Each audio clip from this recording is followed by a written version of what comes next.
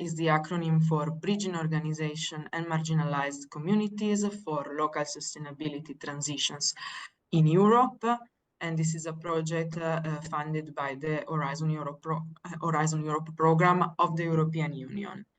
My name is Anita Marullo, and I'm a project coordinator at ICAS, European Citizen Action Service. As part of the Bolster consortium, ICAS is organizing a series of 10 regional policy dialogues with a focus on the target regions of the project. These are regions that are going through a just transition process in Europe. And through the dialogues, we would also like to stimulate some cross-regional comparison with other regions that have been through green transitions in the European Union.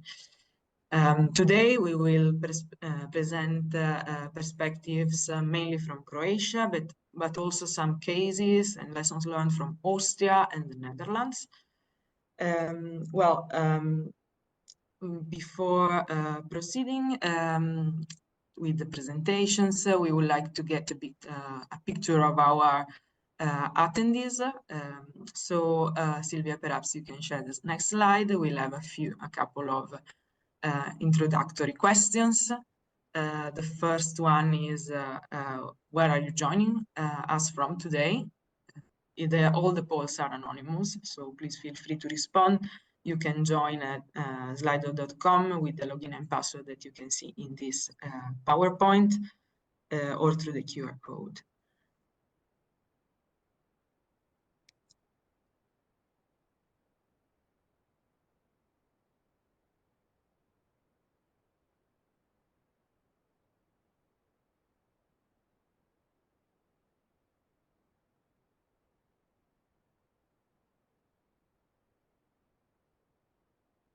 Okay, I see we have a lot of people from Brussels and Croatia, of course.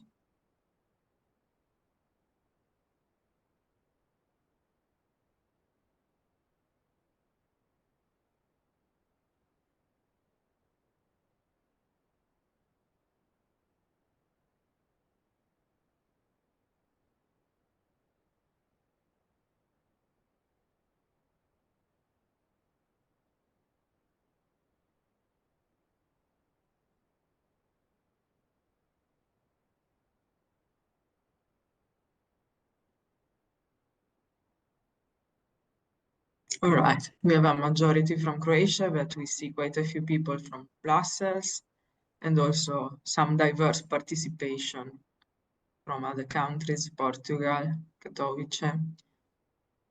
So that's a diverse public. We can move on to the next slide of question. And with that, we would like to know how familiar you are with the topic of just transition in the EU. You can respond to the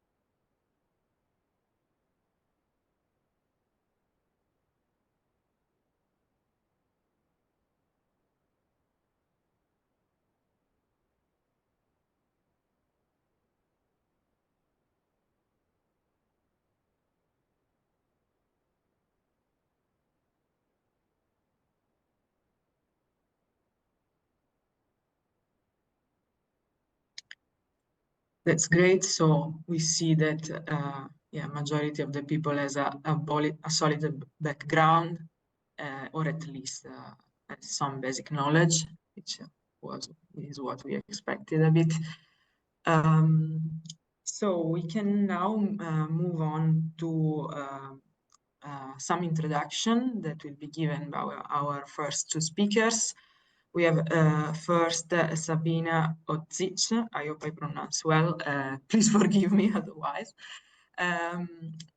Sabina is Associate Professor at University of Rijeka, Croatia, for the Faculty of Tourism and Hospitality Management. and she represented the faculty in the Bolster consortium. She will give now us a bit a brief introduction of the Bolster project and its work at regional level. So please, Sabina, the floor is yours. Perhaps my colleagues can unmute you.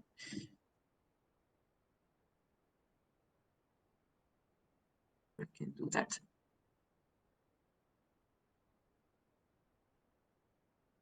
I think now you can. Okay, yeah. Thank you, Anita, for the introduction. So good morning, everyone, or in Croatian language, dobro jutro svima, since the majority is in Croatian people. First of all, I want to thank you for joining us today, and I hope that we'll all share our experience in the area of just transition, and that till the end of this event, we will also learn some new things and also like best practices from other countries. I would say briefly about the Bolster project, the purpose, aim, and similar. So the Bolster project, or the full name is the Bridging Organizations and Marginalized Communities for Local Sustainability Transition in Europe, is a Horizon project funded by European Commission. The duration of the project is 3 years, starting from 2022 till 2025. Next slide, please. Okay, thank you. We all know that European Commission set up the European Green Deal that represents a roadmap for making the EU's economy sustainable by turning climate and environmental changes into opportunities across all policy areas and making the transition just and inclusive for all. So the aim is to boost the efficient use of resources by moving to clean, circular economy and stop climate change, revert biodiversity loss, and cut pollution. It covers all sectors of the economy: transport, energy, agricultural, buildings, industries such as steel, cement, ICT, textiles, and chemicals. One of the important area of European Green Deal is just transition, following the concept of leaving no one behind. Next slide, please. Within the European Green Deal, as I already said, there is a just transition mechanism, which is a key tool to ensure that the transition towards climate neutral economy happens in a fair way, leaving no one behind. It also provides target support to help mobilize around 55 billion euros over the period 2021 to 2027 in the most affected regions, and to evaluate the socio-economic impact of the transitions. Following the document from the European Commission, there are more than 40 regions that have a high concentration on carbon-intensive industries, and except the industries, there are 2 more key elements that are affected, and of course these elements are people, citizens, and also marginalized communities, because they are most vulnerable to the transition, in a way that they are facing like the some skills, and they need to reskills their opportunities, facilitating employment opportunities in new sectors and those in transition. And one of the important things is to improving the energy efficient housing and invest in high investments to fight against energy poverty. Next slide, please. The consortium of Bolster consists of 12 partners from 11 EU member states, 5 academic institutions, 3 small medium-sized enterprises, and 4 NGOs. And from the slide, you can see that the main coordinator is the University of Tilburg, and others are like Royal Melbourne Institute of Technology in Spain, University of Economics in Katowice, Society for Innovation from Portugal, Crowd-Helix from Ireland, University of National and World Economy from Bulgaria, University of Rijeka from Croatia, University of Liege from Belgium, Make Better Association from Romania, European Citizen Action Service from Belgium, Culture Goes Europe from Germany, and the CE Bankwatch Network from Czech Republic. Next slide, please. What is the main goal of the project is to understand how marginalized communities are affected by European Green Deal related policies and whether involving them in decision-making processes increases the support for transition plans. And except the main goal, there are also like specific goals of the project. So next slide, please, is to develop empirically supported premises that disclose how marginalized communities are affected by European Green Deal related policies, scrutinize and enhance the procedural justice aspect of just transition plans, conceptualize the principle of leaving no one behind, increase the social acceptance of transition plans, and foster the replication and transferability of the project's finding, products, and experience. Next slide, please.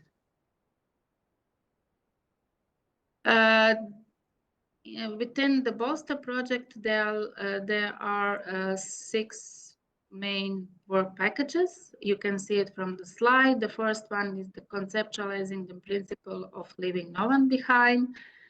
The second is the mapping institutions and the deepening understanding of marginalized groups. The third one is facilitating local multi-actor forum. The fourth, monitoring framework for just transition in regions. 5 is communication, dissemination, and building synergies. And 6, exploitation and transfer of new tools and knowledge.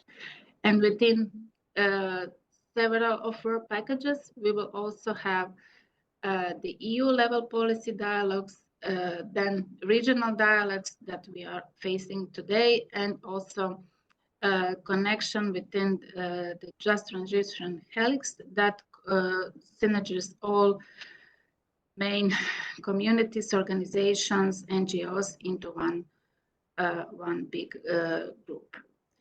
Next slide, please.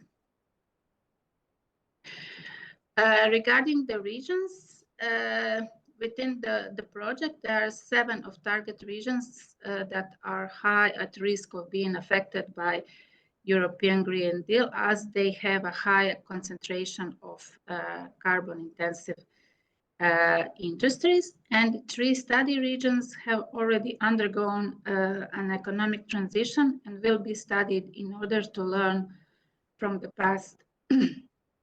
And regarding the document from European Commission for the just transition, in Croatia, 2 regions were identified for the just transition mechanism fund. The first one is Sisak-Moslavina county, since they have high greenhouse gas emissions intensity due to chemical industries and refined petroleum products.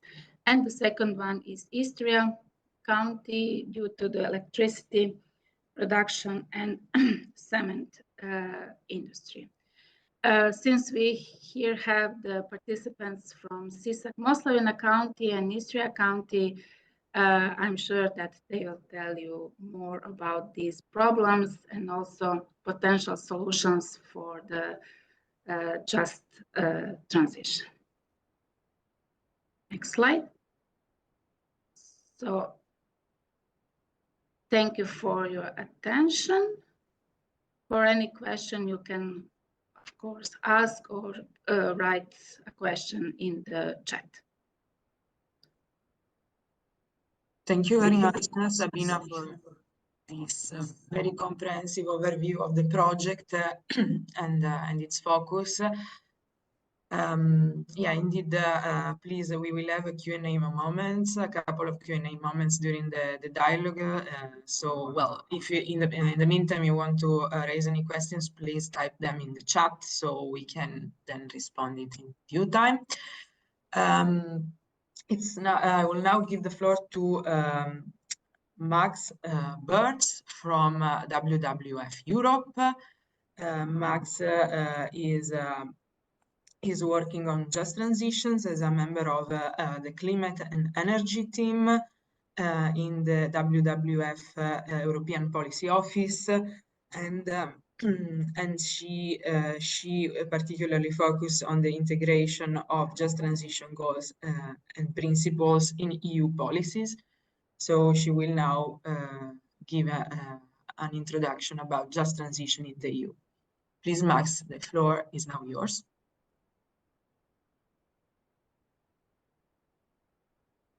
Let Max unmute, perhaps.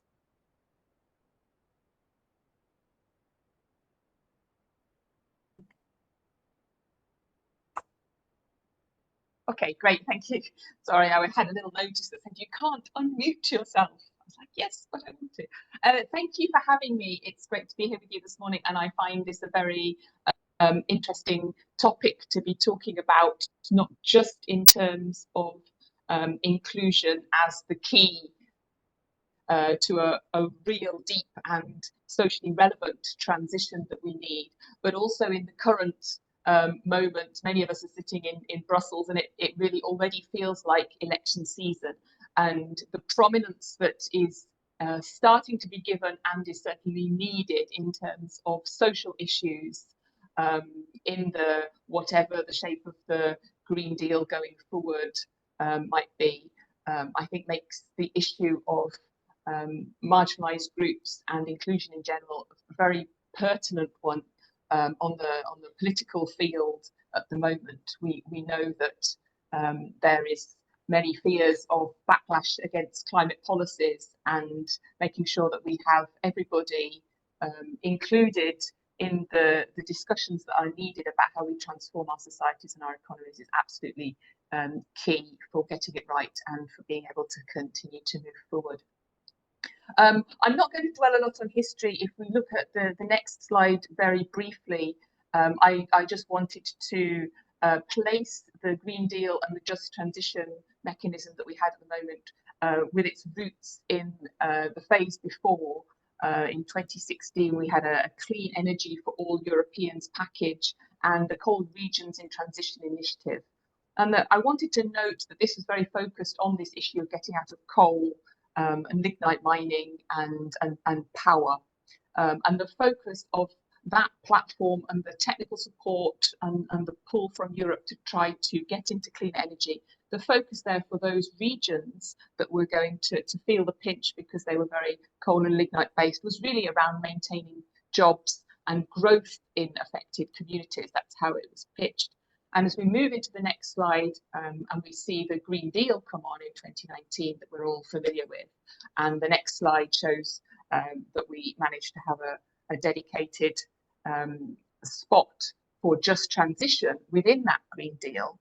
The definition becomes slightly wider here. Now we're looking at social, economic and environmental impacts in regions which are carbon intensive, not only in coal and lignite, but also with carbon intensive industries.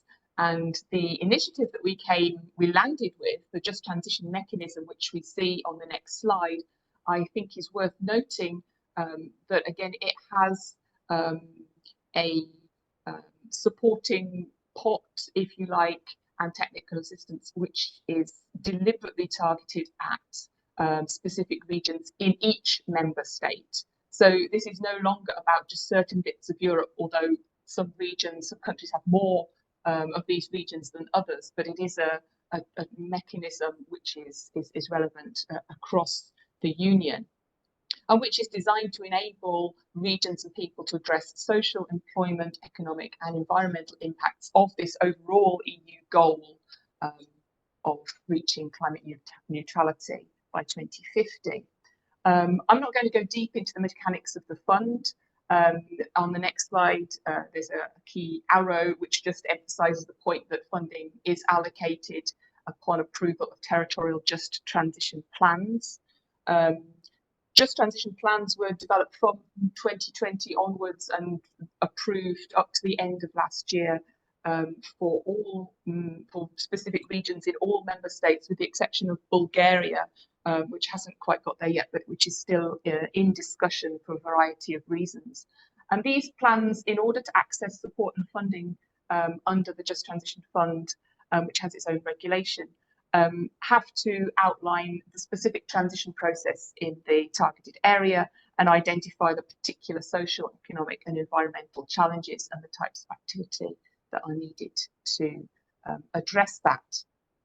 The map on the next slide is one which is familiar to us, again shows the spread across the continent, and I'm deliberately going quite rapidly through this material, but we can also obviously offer pointers if people are not familiar with the mechanism and need to find out more information about the European level of things.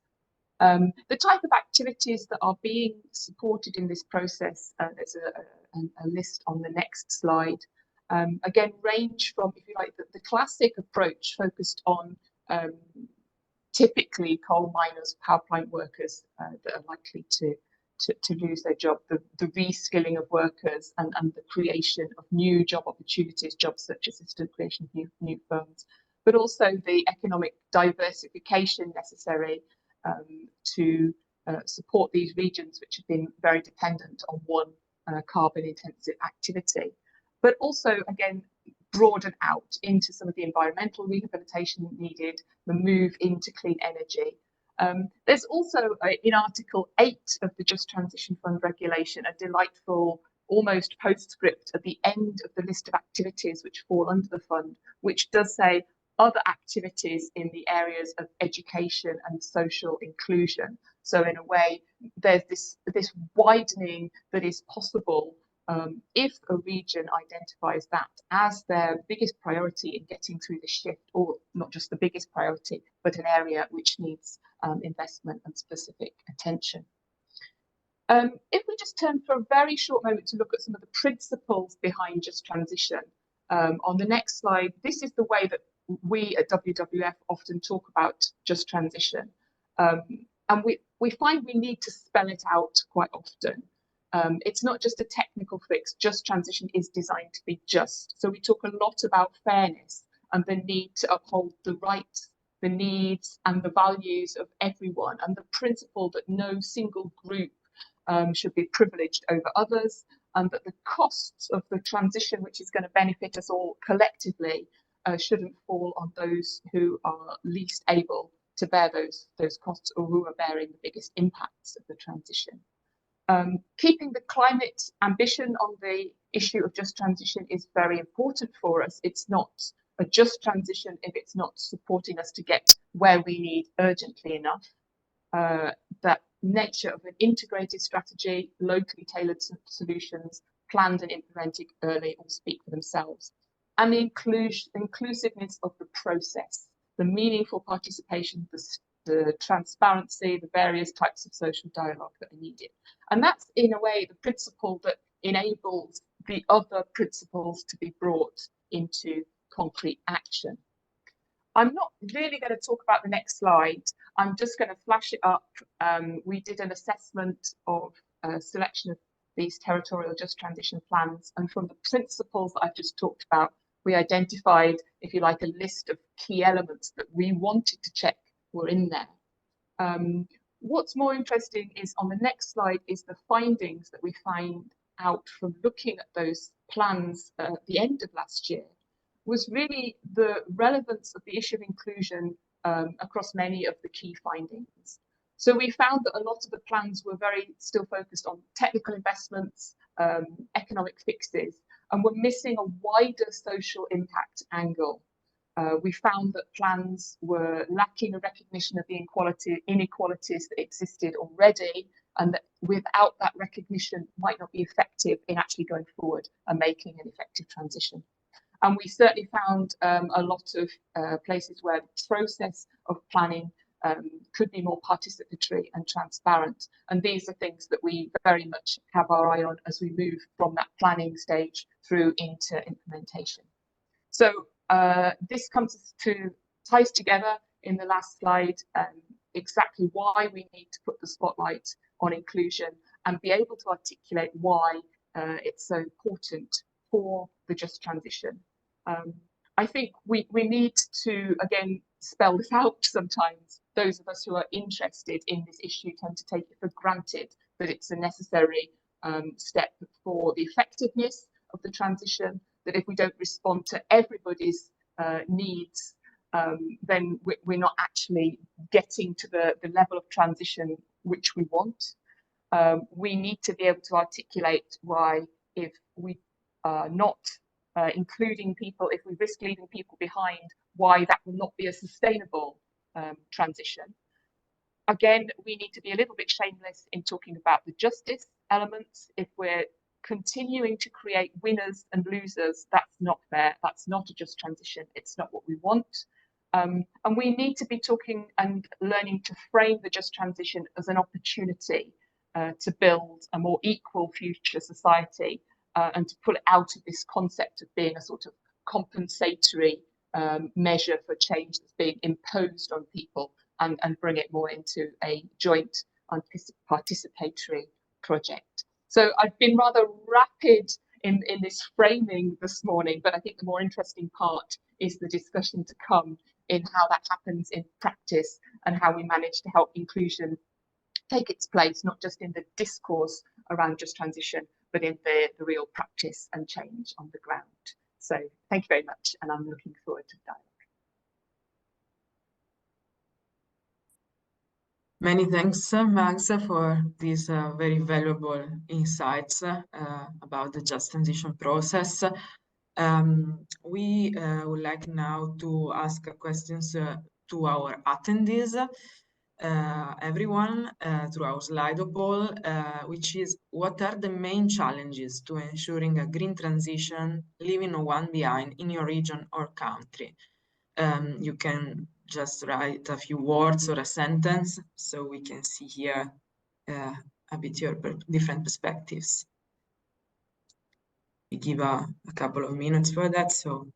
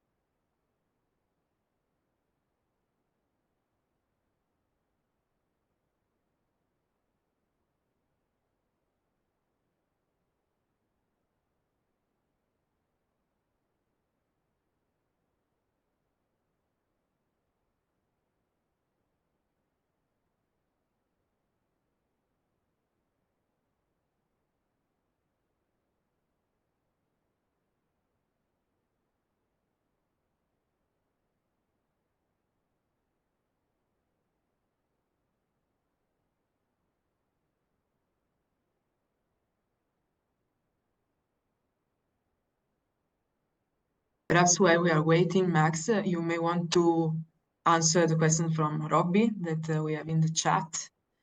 The question is, which were the plans that you assessed that lacked the recognition around inequality? Great, thank you. Sorry, I didn't see the chat. I'm struggling with all my different windows on my screen. I'm going to actually put, what I will do is I'll put a link in the chat to the report, and then you can see our overall assessment. I think that's easier.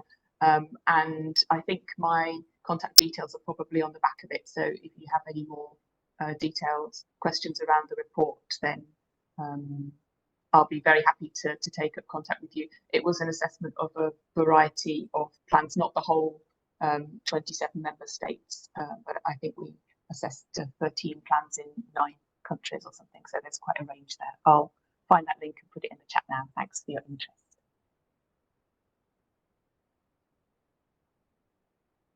All right, thank you very much. We see here a lot of answers, very diverse answers. Regarding, we start with the rural area, marginalized communities, exclusive focus on economic growth. So yeah, we have quite a diverse challenges.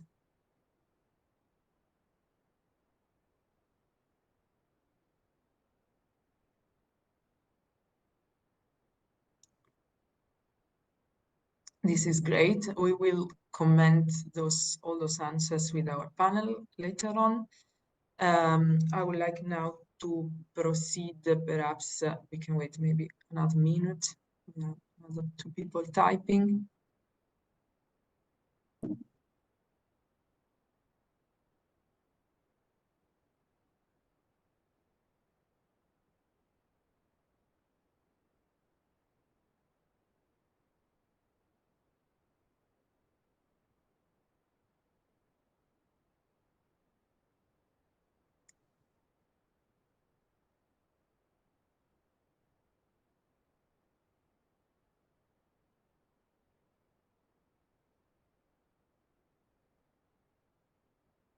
Okay, we are now already a bit late, so yeah, indeed we will comment these answers with our panel later on, and we can move to our next presentations from our speakers from Croatia, presenting perspective on just transitions in the regions of Istria and Sisak-Moslavina.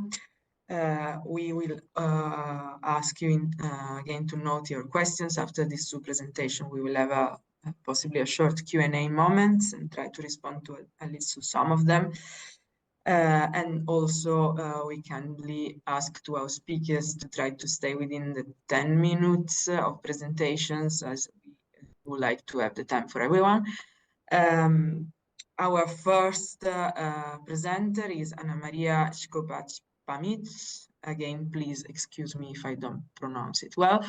Anna Maria is Assistant Director of the Regional Coordinator of the County of Istria for European Programs and Funds, also known as Aurora. This is a public institution for the implementation of activities related to the coordination and promotion of regional development, which includes the preparation and implementation of projects co-financed by the EU or other source of funding. Anna Maria will give us some insights from the just transition in the Eastern region. So please now, Anna Maria, the floor is yours. Let's see if it's already given. Hello to all the participants of the Bolster Regional Dialogue. I want to thank to the organizers for inviting us to participate in this event. So as Anita introduced me already, so we are a public institution that deals with European programs and funds and regional development in the region of Istria. As this is one of our main duties, we were also involved in the preparation of the territorial just transition plan in Croatia, especially for the part of the region of Istria. Next slide, please. So the Just Transition Fund is the first pillar of the Just Transition mechanism, which supports EU regions most affected by the transition to a climate neutral economy. The second pillar is Invest EU Transition Scheme for private sector investments, and the public sector loan facility, which provides a combination of EU grants and aid loans. Next slide, please. So the Just Transition Fund provides support to territories most affected by the transition. It reduces regional disparities and finances diversification and modernization of local economy. It will support investments in areas such as digital connectivity, clean energy technologies, emission reduction, regeneration of industrial facilities, retraining and upskilling of workers, and provision of technical assistance. As colleague Max before me just already mentioned, the basis for the implementation of the fund on the territory is the Territorial Just Transition Plan, which sets specific interventions and measures for each affected area,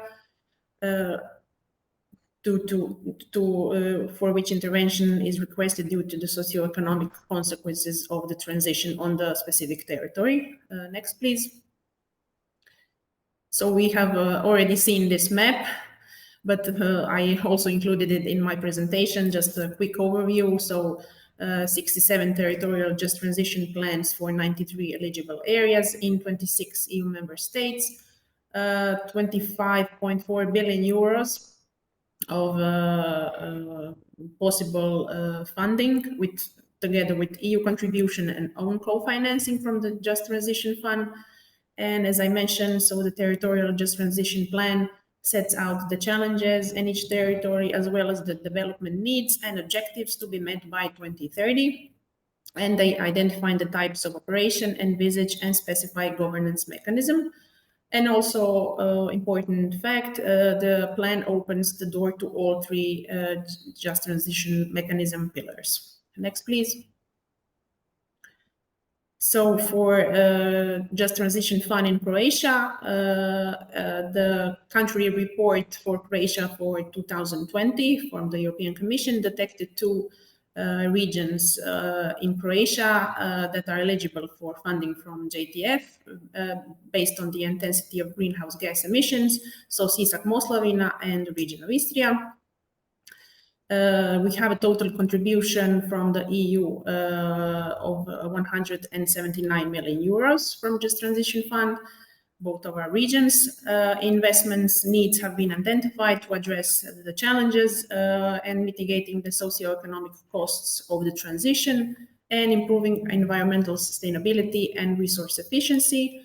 The Territorial Just Transition Plan in Croatia is part of the Integrated Territorial Program for 21-27, and it contains areas of action, distribution of funds, and indicators for Sisak-Moslavina and Istria counties, and it was approved in December last year.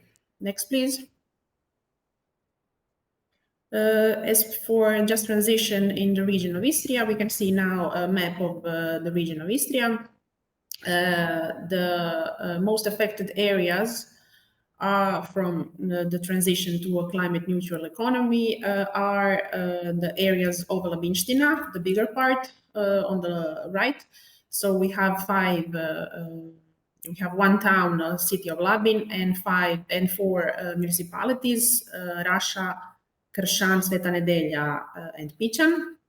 And also the city of Pula is also eligible for funding from the Just Transition Fund in the region of Istria.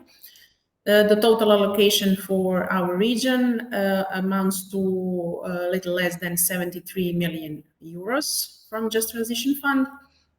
And within the Territorial Just Transition Plan, we have detected 8 types of operation with focus on research and innovation, circular economy, business, agribusiness and food business infrastructure, programs aimed at future competencies and reduction of regional greenhouse gas emission.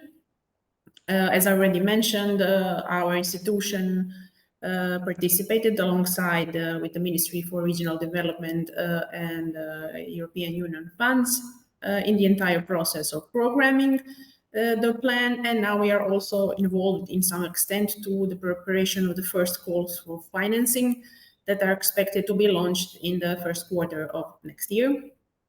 Next slide, please.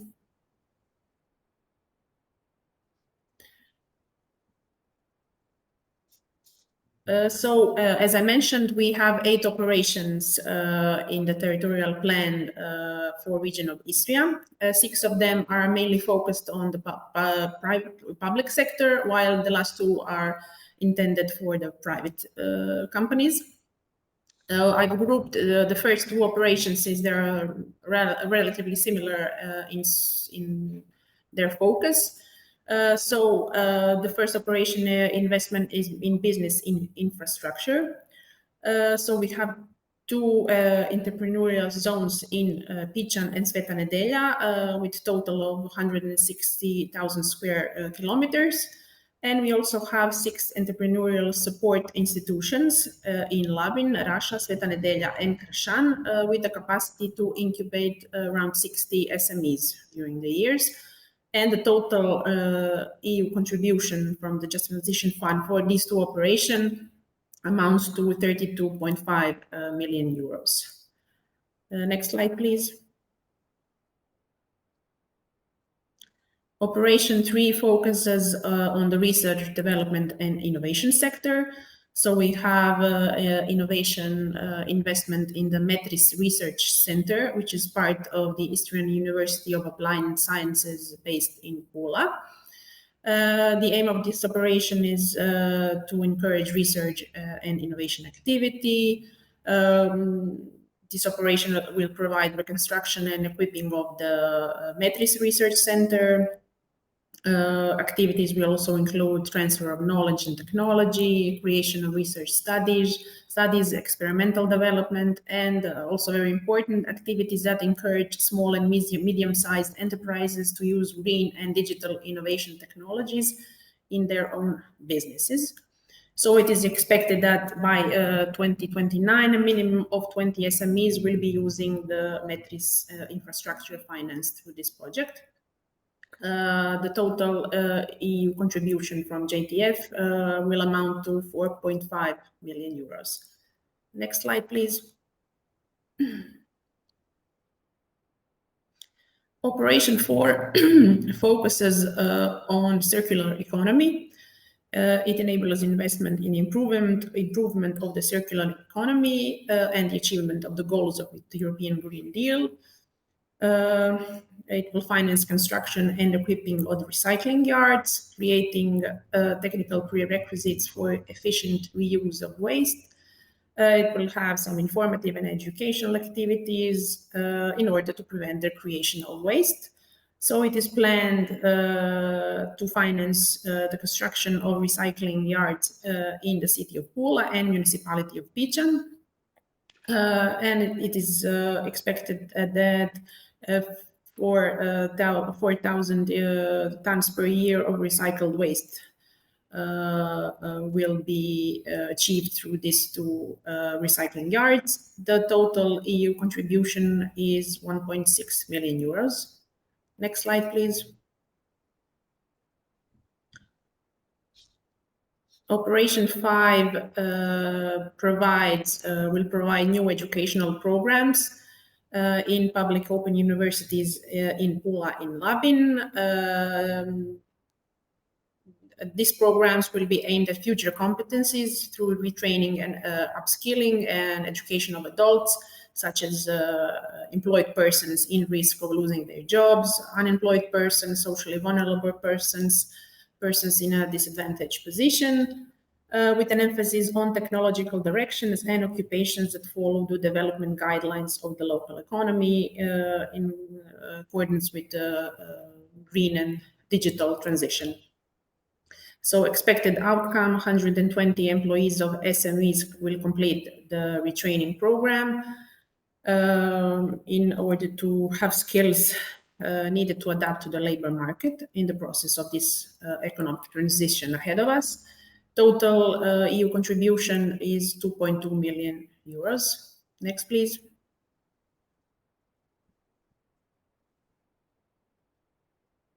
Operation 6 focuses on the young and the youth, the students. It will include implementation of programs focused on future competencies through the construction and equipping of the high school Mate Blažina in Labin, with the aim of improving the educational programs focused on student competencies, again, in line with the new needed skills that the green transition calls for. So we'll have investments in new educational programs, electrical engineering, and new green and digital skills.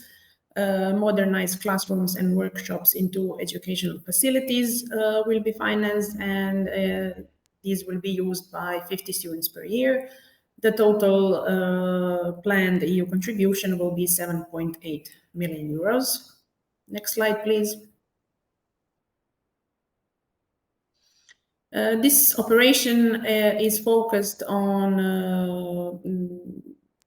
investment in the production innovation of small and medium-sized enterprises, which want to improve the efficiency of their production and business processes in an innovative way, all in the context of the transition to an emission-neutral economy. It is expected that a minimum of 75 SMEs will be beneficiaries of this operation, with a total EU contribution of 10 million euros. Next, please. The last operation is the directly linked with the reduction of regional greenhouse emissions. It was approved directly by the European Commission because the reduction of greenhouse gas emissions will go significantly below the plant's reference values, and therefore investments with this project will be made in Holcim, Croatia cement plant in Koromačno through their project ODECO, which aims at carbon capture and storage technology. Since we have a colleague Julia from Holcim as a panelist, I believe she will tell you more details about this very important project. From the Just Transition Fund, they will receive 14.7 million euros of EU co-financing. And I also wanted to congratulate them, since they will also have a significant co-financing from the investment fund for a very valuable project. Next slide, please. Thank you for your attention. If you have some questions, please feel free to contact me. Thank you very much, Anna Maria, for this very comprehensive presentation. We'll now move on to Tatiana Pushkaric, who is the head of the department for, head of regional development and strategic planning department at the regional coordinator of Sisak-Moslavina country, and she will present the perspectives from this region. Did we ask Anna Maria to mute? Okay, please, Tatiana, that's the floor is yours. Thank you. Thank you. Hello to all from Sisak. Also, we have a nice weather today, finally, after I don't know how many days of rain and no sun. We are very glad to participate in this project. It's not just the JTF as itself, but also we are receiving some new knowledge, insights. We are really brand new in this process. And I am glad to present you today what are the main aspects of just transition process in our country. So next slide, please.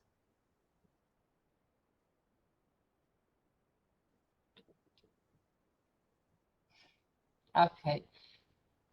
So as maybe all of you know already, Croatia has 21 regional self-government units, and those 3 NUTS 2 regions, but we don't have administrative or political governments on NUTS 2 level, only on this NUTS 3. And in our country, there are 19 units of local self-government, and we are around 88% of the territory of Republic of Croatia. We have a high decrease of the population. Mainly young people are leaving this country because we were industrial region, and now we are one of the least developed in Croatia. And here we have a very strong manufacturing sector, but this sector needs to be modernized because it's not very attractive to young people. Next slide, please.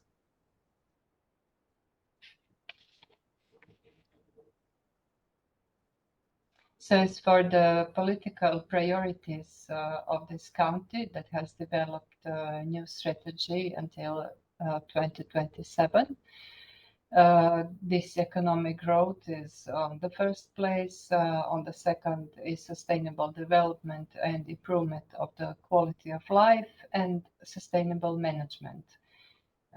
We are also here last almost 3 years dealing with the consequences of very strong earthquake. So some of the development paths have been, let's say, so stopped because the majority of funds and political decisions went into the direction of reconstruction and rebuilding after the earthquake.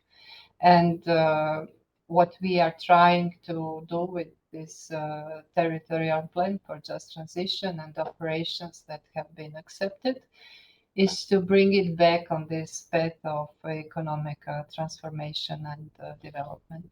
So next slide, please. As for this economic diversification, we see it as a very, very important opportunity. And there are a lot of projects dealing with the use of renewable sources.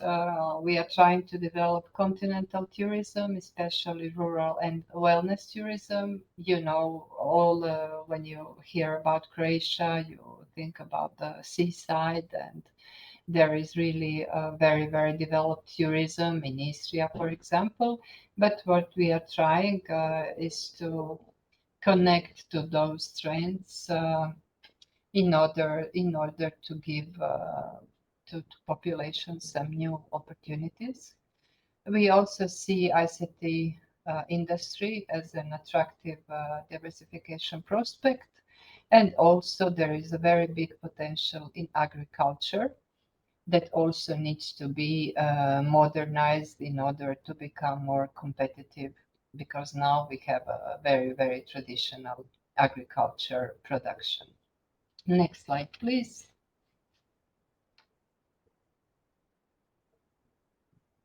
So we started to deal with the development of gaming industry some, I don't know, 5-6 years ago, where we established in the city of Novska the incubator for gaming industry development.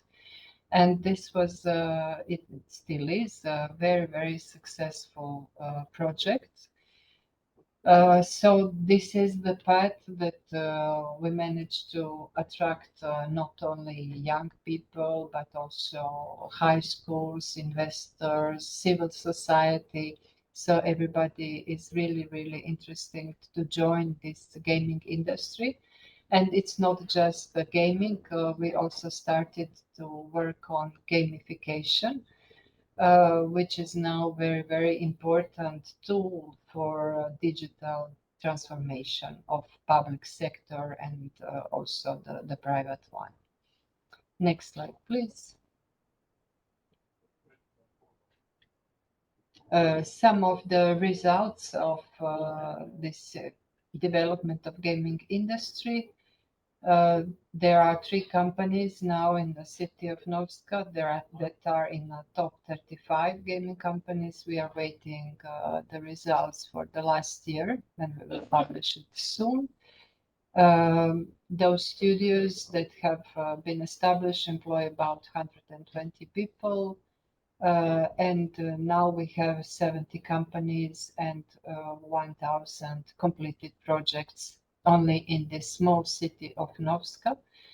And this city is like a center now in Croatia for gaming and game development. Next slide, please.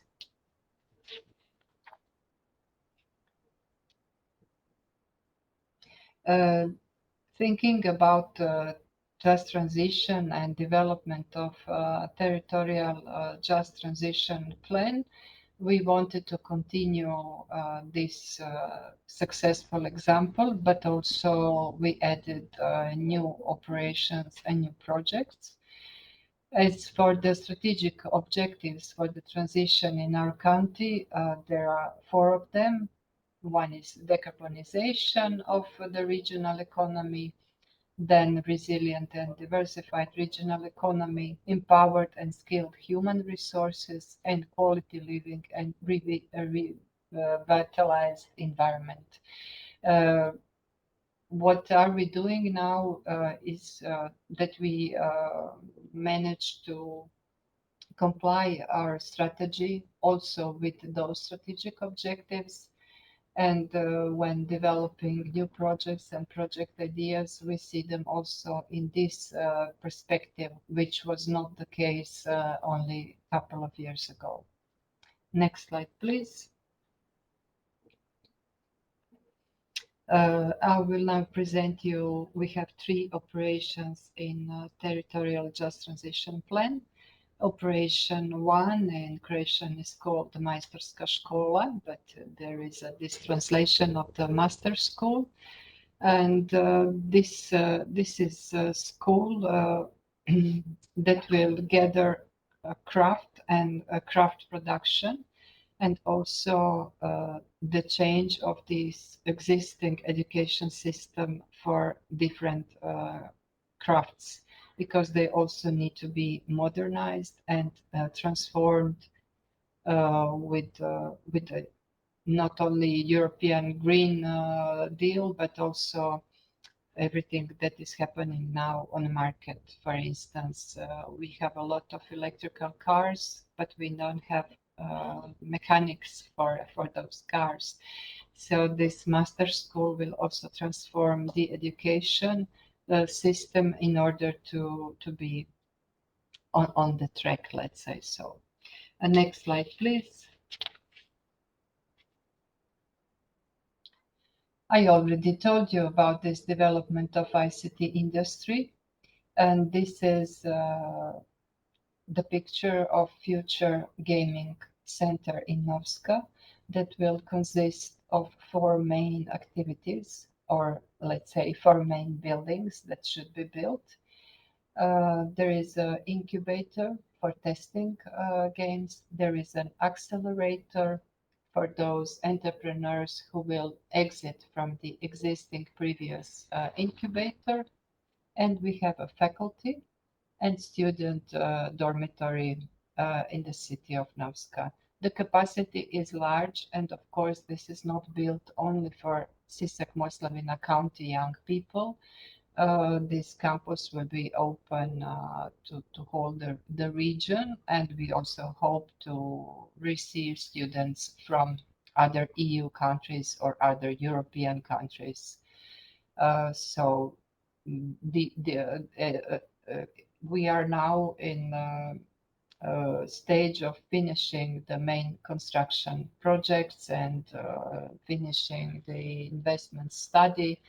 And we hope that this school will be open within the end of this year. And then we will have this very big tendering procedure and all other details that go along with project implementation.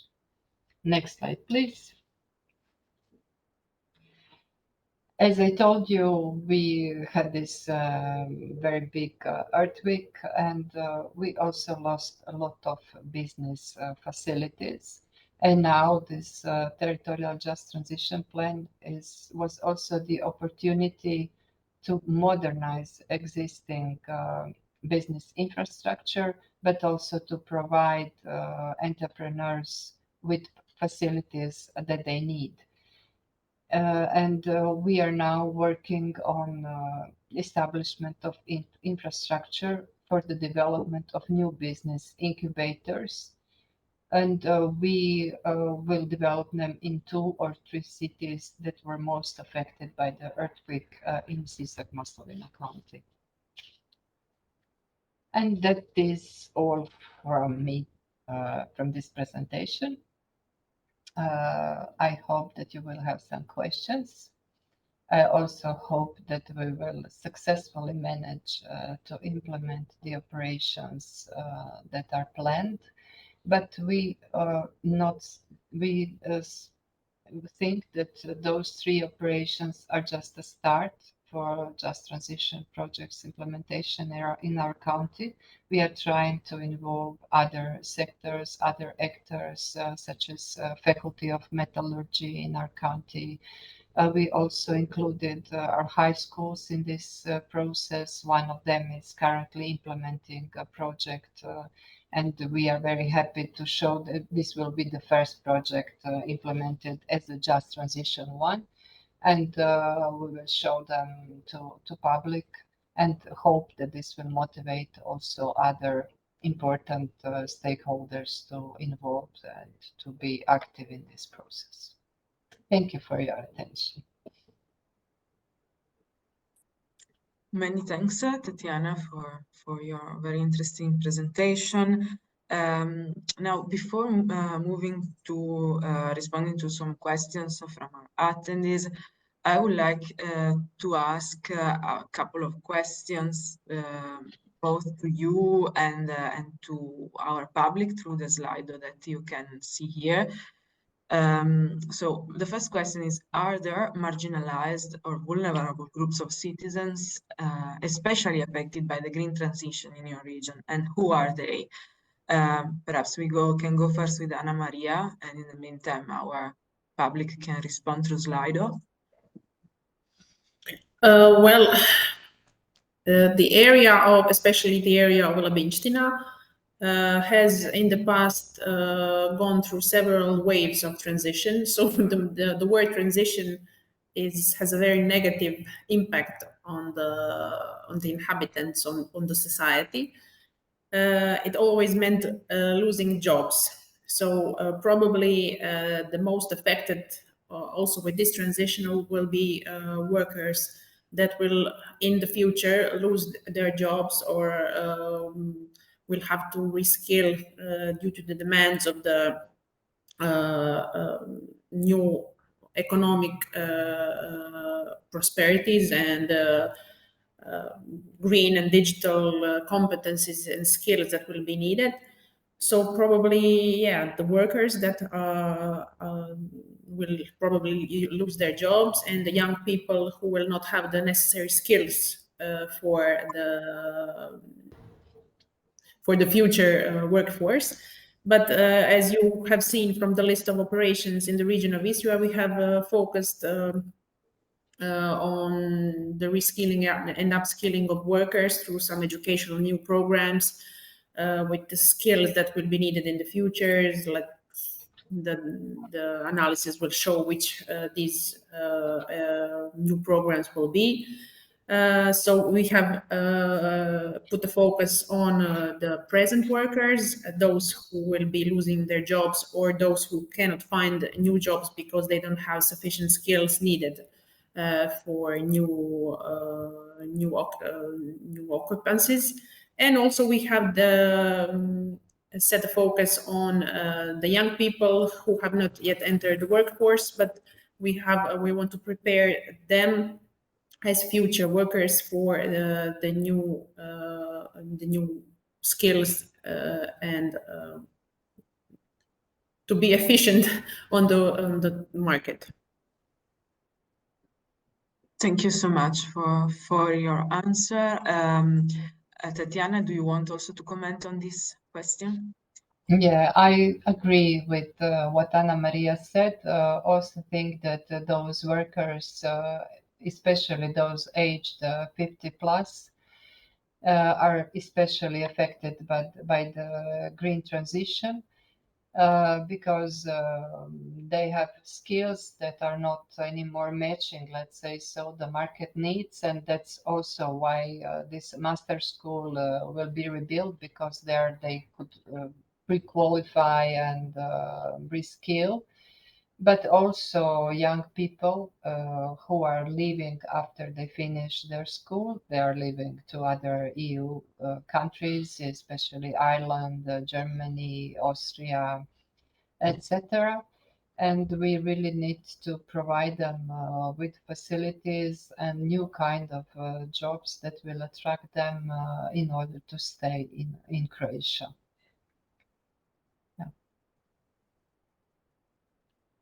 Many thanks. So I move to the second question, which is how can local governments, in your case, but also if you have examples of other local actors, help to overcome challenges to an inclusive green transition? You have already elaborated about jobs creation, skills development. Is there any other initiative or best practice which you are aware? Anna Maria, we'll start perhaps. Oh, well, since we are a regional actor, we mainly focus on the regional level. As part of the Just Transition Fund, the country report for Croatia for 2020, which was the basis for the using of the Just Transition Fund in Croatia, it limited the areas of intervention. So not all the areas of intervention that are specified in the directive are not applicable to Croatia. So there were some needs in green transport and some social activities, but those were not will not be able to finance from the Just Transition Fund in Croatia, like probably in some other EU countries this would be possible. So this is like an obstacle, and maybe including more the social part in the dimension of the Just Transition. But yeah, as I mentioned, so we have the reskilling and upskilling of workers, the educational activities in open universities and in the high school. And also, as I mentioned, the first two operations are clearly linked to the improvement of the economy on the territory. So we have business incubators, we have business support institutions, and in my opinion, if the economy is stable and if the workers have a secure and stable income and jobs, then the chance of having people in disadvantaged position is relatively smaller, and then therefore we with these activities help to minimize the negative impact of the transition on the territory. Thanks, Anna Maria. Tatiana, do you want to add anything on that? What I see so far on this local and regional level, on local level, I don't think that even the concept of just transition is known, let's say so. And it's all like that local actors are in a passive role. So they are waiting some funds to be open, they are waiting some projects to be approved, but they are still not creators of this green transition, especially inclusive green transition process. So I think that on local level, we should have programs, policies, projects that come really from the bottom, because now we have this process from up to bottom. So we received, there is a new EU policy, there is a Just Transition Fund, so we did the territorial Just Transition Plan. But I think that this process should really come from the bottom. And in order to develop it, of course, we need some researches, we need some panels, we need some participatory tools. So we really should open this process to the public, because the process is not well known in Croatia. It's only in our two regions, and it's not like the issue on regional level or national level. So I think that we all should put a lot of efforts in order to develop it. But maybe this is just a normal, it's the beginning, it's the start of the process. Many thanks, Tatiana. We can now take a couple of questions from the public. I've seen that there were a few questions in the chat, but I've seen also that Miloslava Milka has a raised hand. So perhaps we can give the floor to her.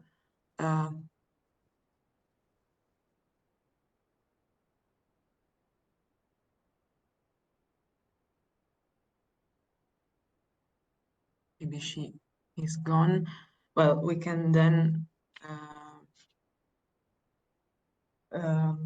see some questions on the chat. There was a question regarding the level, if you can briefly talk about the level of social dialogue and the engagement of trade unions. Where did this work the best and why? Anyone from the presenters so far wants to respond?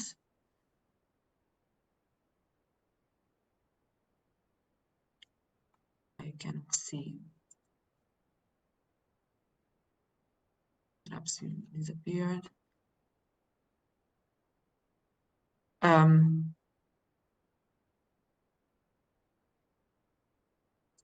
Yeah, indeed, there is this question regarding the participation of trade unions, the level of engagement in the process. Perhaps do you have some insights, Anna Maria or Tatiana, on that?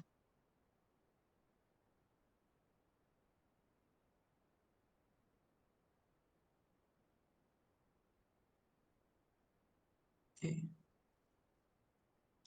Well, since the main process was coordinated by the Ministry of Regional Development, we were a participant of this process. But to my knowledge, trade unions were not really included in the process. All right. Another question that we can see is when you mention mobilize ETS sector in the final operation, I think this referred to Istria, if I'm not wrong, but perhaps Robbie, who raised the question, can correct me. What does it mean in practice? How this is achieved? Well, if probably this is the question for me. So the last operation is the reduction of the greenhouse gas emissions. So this is the project of the Holcim Croatia power plant in Koromachno. So maybe the best, maybe to have the colleague Julia answer these questions. This will be achieved. This is a project that will be launched in the future. But this project directly contributes to the reduction of greenhouse gas emissions.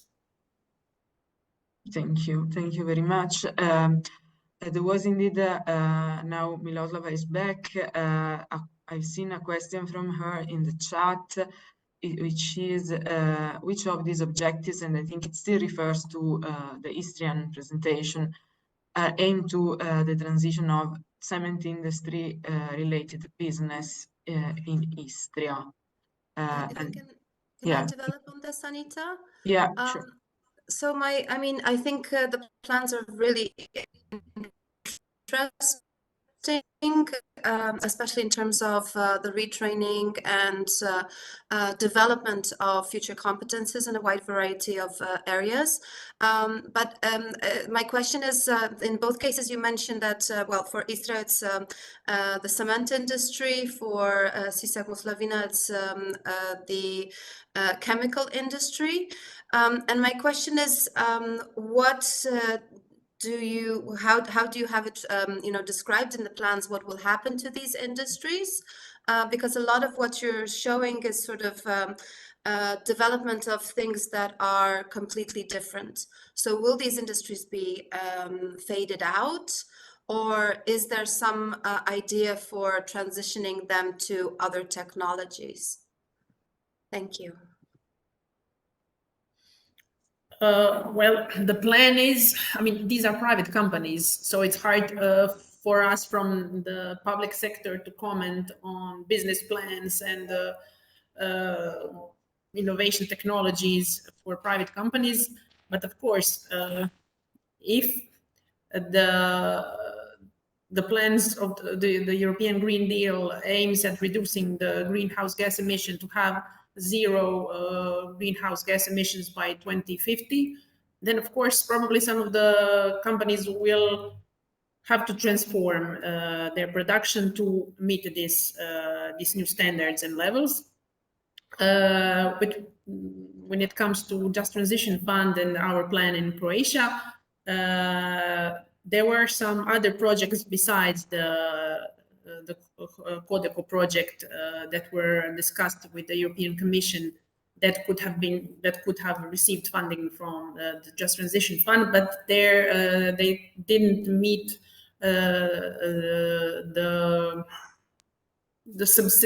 their production of emissions didn't go significantly below the benchmark. So the only project that was seen as valuable with this criteria was the project that is listed in the Territorial Just Transition Plan. Others were not so significantly important in the reduction of the greenhouse gas emission. Correct me, Lovro, if I said something wrong. But we were not included in this process so much. We are mainly dealing with public bodies. This is the sector of the private companies.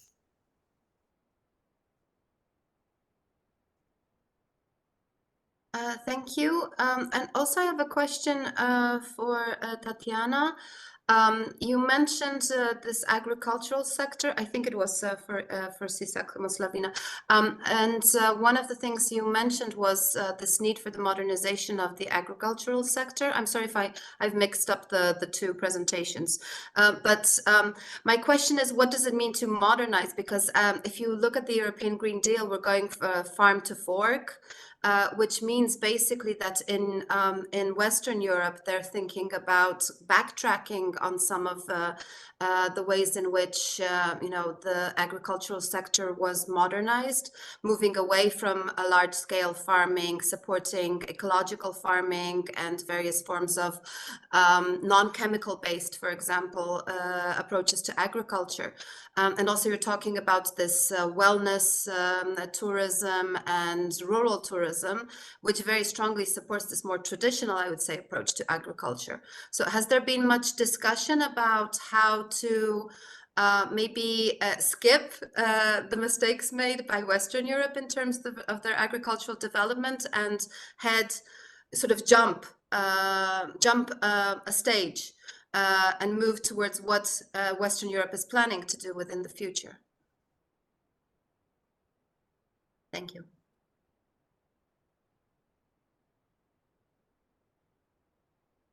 We can't hear you, Tatiana. Sorry. I said when I say that we should modernize it, it means to reduce or not to use at all these chemical pesticides and things like that. And but what we have here, there is a problem of very small production. We really have a very, very small production. So agricultural producers are not competitive, and they don't even can provide enough quantities for this wellness tourism that we are developing.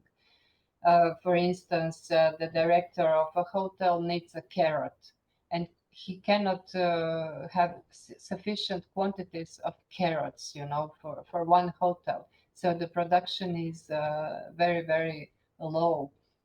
And what we are supporting is this organic farming, of course, traditional farming, but we need to, let's say, educate or qualify agriculture producers in order to become more competitive, to know how to produce the food that it's now asked on the market.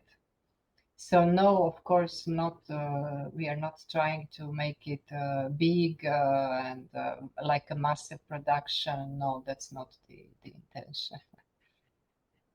Yeah.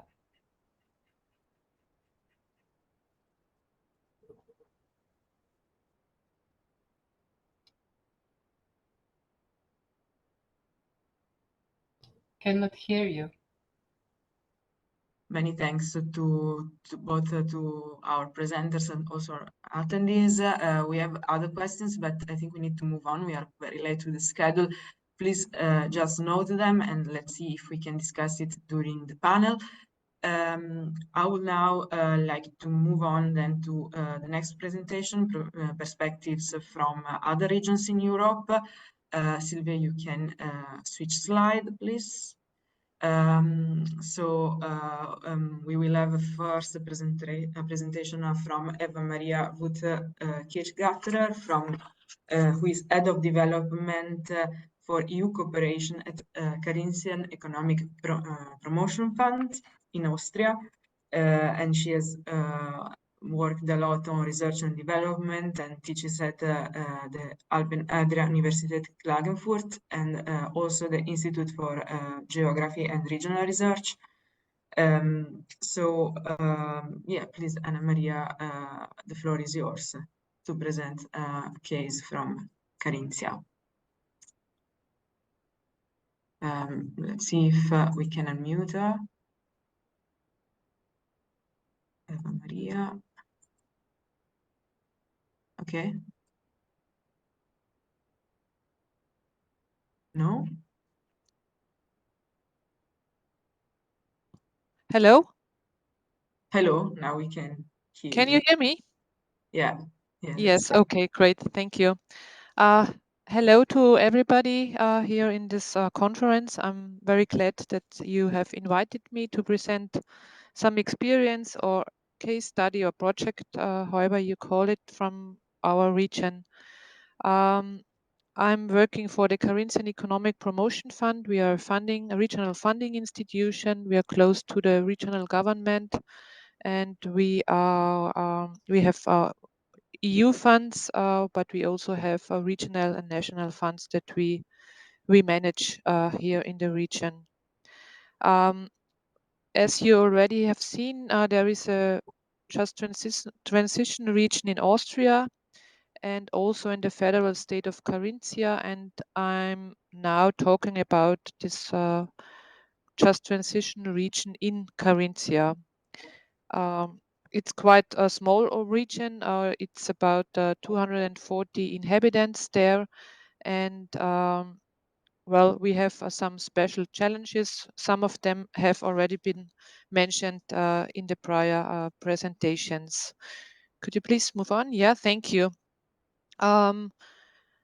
We have made an analysis about the economic structure in the region and to identify the companies who are really in a need to transition in the sense of carbon, to move on to a not so much or carbon free industry, and we know which companies these are, and I think some of them are already on the way because they are big companies and they have the need for transition in their strategy already. Besides of that, we do have many companies or SMEs which are not really aware that there is also a need for transition. And we have regional challenges that are not really on the surface already. I would call it like this. So we have made interviews in the regions. We have made presentations with regional stakeholders in the region, and it's quite hard to really raise the awareness and develop knowledge about the challenges and also the targets of the Green Deal and especially of the Just Transition Fund. And this is also an aspect which I would introduce in my case study because maybe you can move on to the next slide. We do have project partners in the region, and at the first moment, the new Just Transition Fund was seen just as a financing tool, a new one, which is okay, but it has a special target, and that was quite hard to communicate and also to really develop an awareness what is the target of this Just Transition Fund. And to make it maybe more clear, what happened is that we do have in the capital of our region, Klagenfurt, a university. We do have a University of Applied Sciences, and we do have an incubator and a technology park. And a project partner, the incubator, came to us and he said he would like to develop a project in the Just Transition region.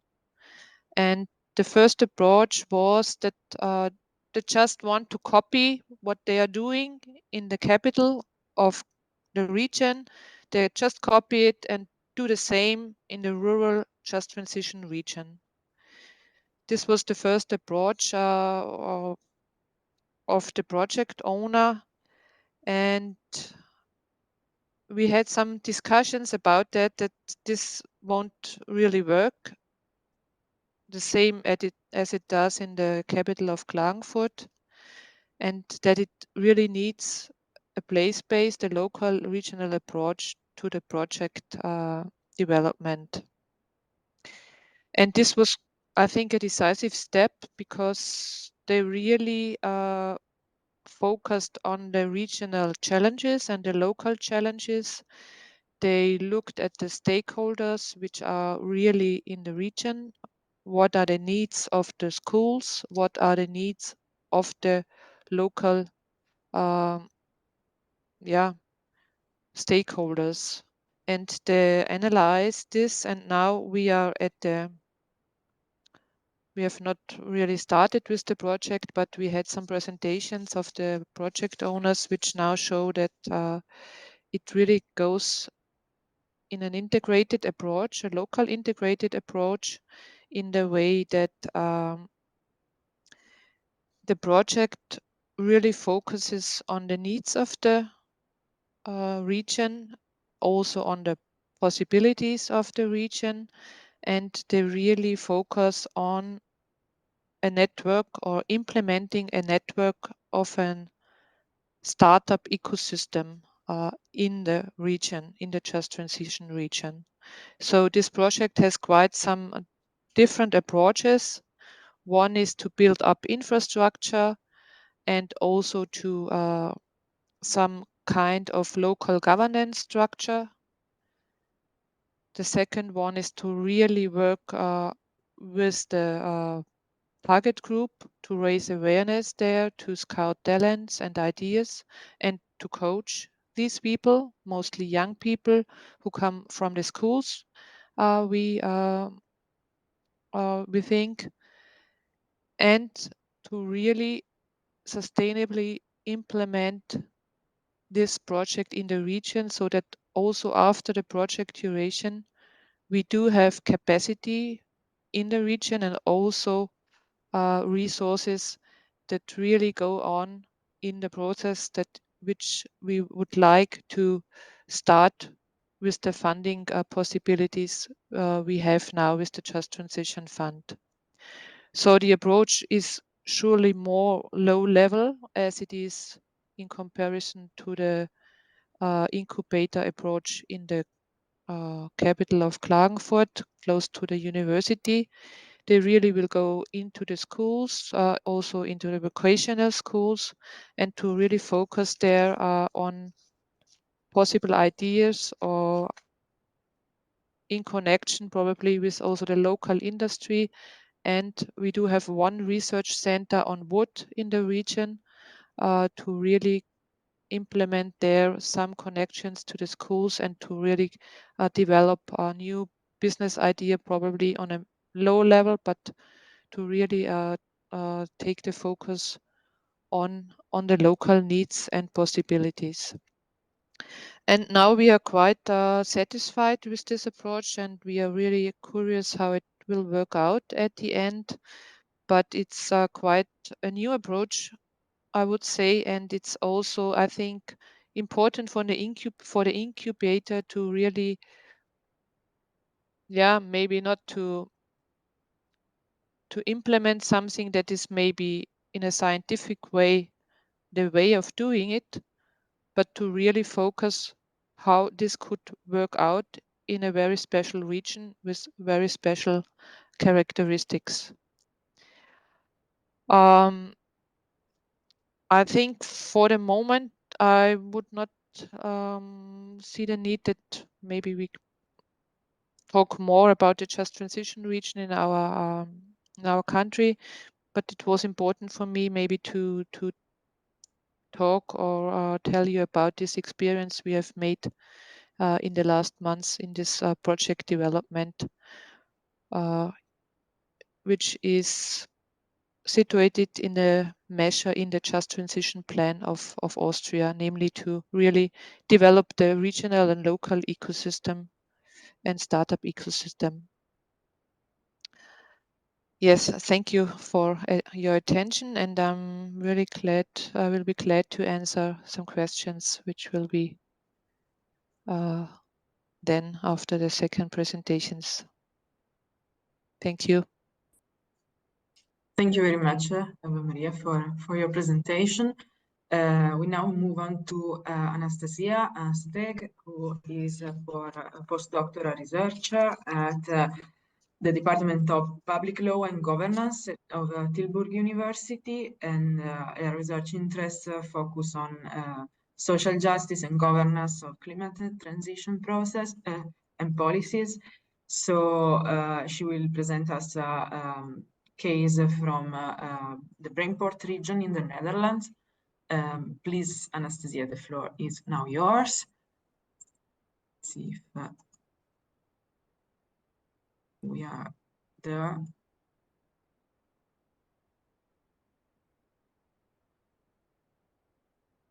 Okay, yeah. Okay, now it should be fine. Yes, perfect. Thank you very much. Thank you, Anita, for the introduction, and thank you for having me today. I am working for Bolster project. In Bolster project, we have partners who are based in their just transition regions, who study their just transition regions, but we also study the regions that have undergone the transition in the past in order to learn the lessons from past transitions. And today I will present one of such cases, the case of the Brainport region. Next slide, please. So I will focus on 4 key points. First, I will explain when and why the transition in the Brainport happened. Then I will present how the transition was governed. Then I will focus on the consequences of the governance model, pros and cons. And at the end, I will conclude with some lessons learned and the intention of the region to now focus on the social agenda. Yes, next. So what is the Brainport region? The Brainport region is located in the southeast of the Netherlands, as you can see on the map. The capital city of the region is Eindhoven, maybe you've heard about it. And together with the airport in Amsterdam and seaport in Rotterdam, these 4 ports make up their triangle of the key economic hubs for the country. Maybe you also know that Eindhoven is known as the city of Philips and DAF. So in the past, these 2 companies were like their largest employers in the city, and the economic base was largely engineering and manufacturing. Philips was specializing in lighting and electronics, and DAF was specializing in automobile production. Next. And then in the 90s, the industrial decline happens like everywhere in the world. And Philips and DAF closed their factories due to their cheap competition from Asia. So as a result, 40,000 of jobs were lost in the region. Next, please. However, nowadays, the region is considered one of the fastest growing region in Europe. In recent years, the annual GDP growth was around 8% annually. Next. And it's also one of the highest, it has one of the highest world's patent rate, with almost 500 patents per 100,000 inhabitants annually. Next. And the main companies today are large companies, which are mainly the spin-offs of Philips, which means that these companies were part of Philips, but then they separated and became independent companies. And their industry, like ASML, which specializes in producing the machines for making chips, and chips nowadays are used everywhere, like in starting from their smartphones to gaming hardware to medical equipment. Then there is also a company NXP which produces these chips, and the large company Signify which specializes on lighting, and Philips stays one of the highest employers in the region. Next, please. So that was the brief story of the transition, and now I would like to focus on how this transition was governed.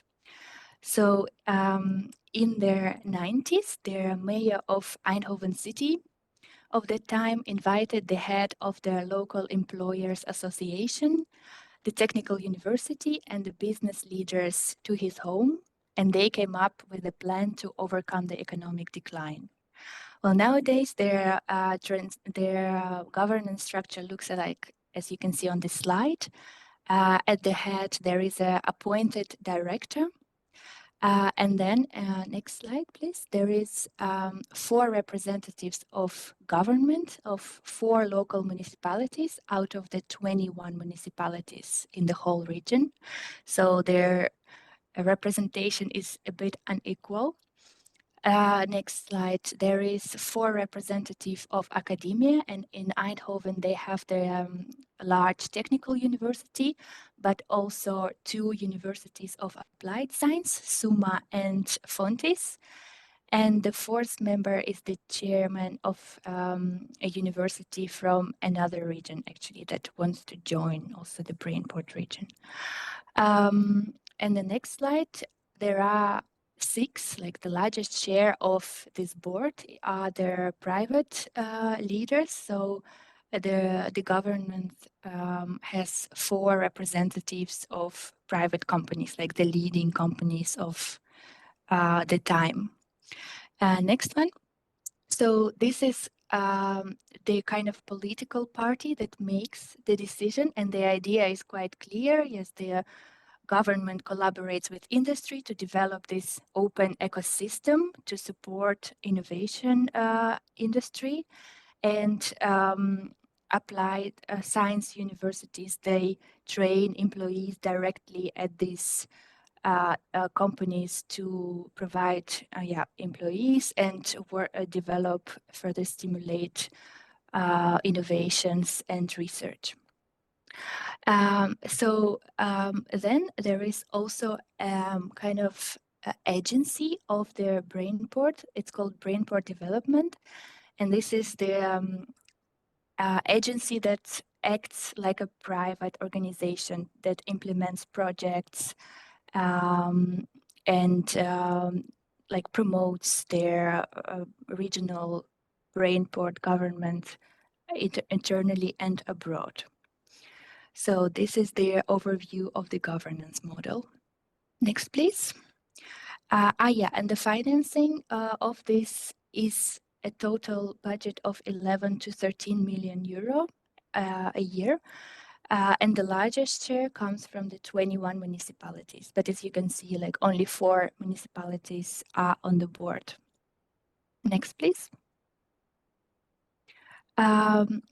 So what are the outcomes of this kind of triple helix model that I know that many just transition regions also try to implement in their context? So the key idea is that this triple helix model, it aims to develop economic growth and actually develop the innovation ecosystem.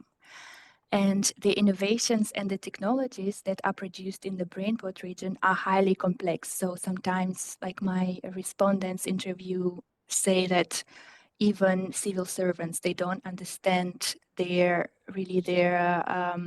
complexity of this chip making machine. So their idea of including civil society kind of becomes restricted because civil society does not have the necessary knowledge of these technologies and innovations, because sometimes it takes 2 years for civil servants who want to specialize in it to learn how to actually govern these technologies and innovations. So I just want to illustrate maybe with one quote from the interviews. For example, from the strategic advisor to their Eindhoven municipality, he says, "There's also a key factor of success to have a strong focus on what you have to do. So if you involve the inhabitants of the city or the end users in such a system of decision making, it can distract the focus on of what is needed to do." So the civil society is restricted due to the lack of knowledge, but also the NGOs access inside the governance model is restricted due to the language barrier. And here I would like to illustrate this idea with a quote from one of the professors of the Eindhoven Technical University. So he says, "That's because you have to sort of speak the language of the industry and the government. And a lot of that common language goes back to the old Philips research. Many people have somebody who links to Philips in the old days in Philips research. And if I now see a person who also worked in Philips research, although I might not know him or her, we directly speak the same language." So this kind of idea of developing this common language and common understanding of innovations and technology, it also creates a very big barrier for NGOs to enter the governance model. Next slide, please. So at the end, there are some social consequences that the governance models triggered. So for example, because of the strong focus on economic growth, their region is very successful with it. But nowadays, the local government and the regional government, they just lack instruments to control economic growth. So now they face their negative consequences of the economic growth, and the social polarization in the region is growing. And I would like to illustrate this idea with a quote from their strategic advisor at the municipality. So they say the main focus is on the economic development that became so successful that today we have other dilemmas against the background of economic growth. We can't find enough people for the jobs that we have. We have not enough houses. So the people, they don't understand that Brainport is, and they don't work at ISML or other companies. They have the risk that they feel they're not part of this development. So this also illustrates that kind of inclusion is being created. Then, for example, ISML, they are hiring 200 people, 250 employees a month. And a lot of these employees, they are attracting from other either European or non-European countries. So there is a huge influx of international employees, which increases pressure on local urban infrastructure and social services. And it also triggers the antagonistic attitudes from the local residents. That's what the city is very well aware of, and also their CEOs of private companies. So for example, one quote also, the expats that come to this region in order to work, for example, at ISML, all have a very good income level, which is nothing compared to somebody who works as a nurse, for example. And then if you compete for the same housing, you just see that they can always offer more, and then the houses go to the expats, and that's also very much felt by the residents of Eindhoven. So they have this concept of perceived inequality in the region. And also, because their population numbers are growing, there is also increasing numbers of homelessness and also the working poor population. Next, please. So at the end, the region is now trying to run the social agenda. And the CEOs of large companies, they are very concerned about the growing social polarization and the growing debt of their employees, because they feel negative attitude from the local community and distrust towards the government. So the social agenda that the region is now trying to realize, it still is developed within this already existing framework of brainport development, which leads to the technocratic approach to solve social issues. Like I said, that their access of NGOs is restricted, and the complexity of innovations that are being governed in the region does not allow civil society to participate in it, actually. And that is why it, like the main lesson of this region is that it's very important to start with the integrated approach to the social agenda, in which social priorities and civil society are included from the very beginning in the regional development. Yes, next slide, please. And that's the final slide. Thank you very much. Many thanks, Anastasia, from these insights from Eindhoven. We are running very late, but so we will not go back to our slide of questions, but we would like to see if there are a couple of questions that we can take from the public. Please raise your virtual hands if you want to intervene. It's on the bottom of your screen normally.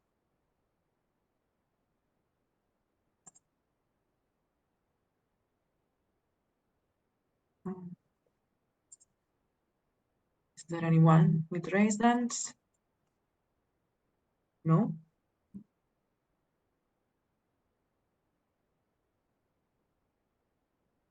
Okay.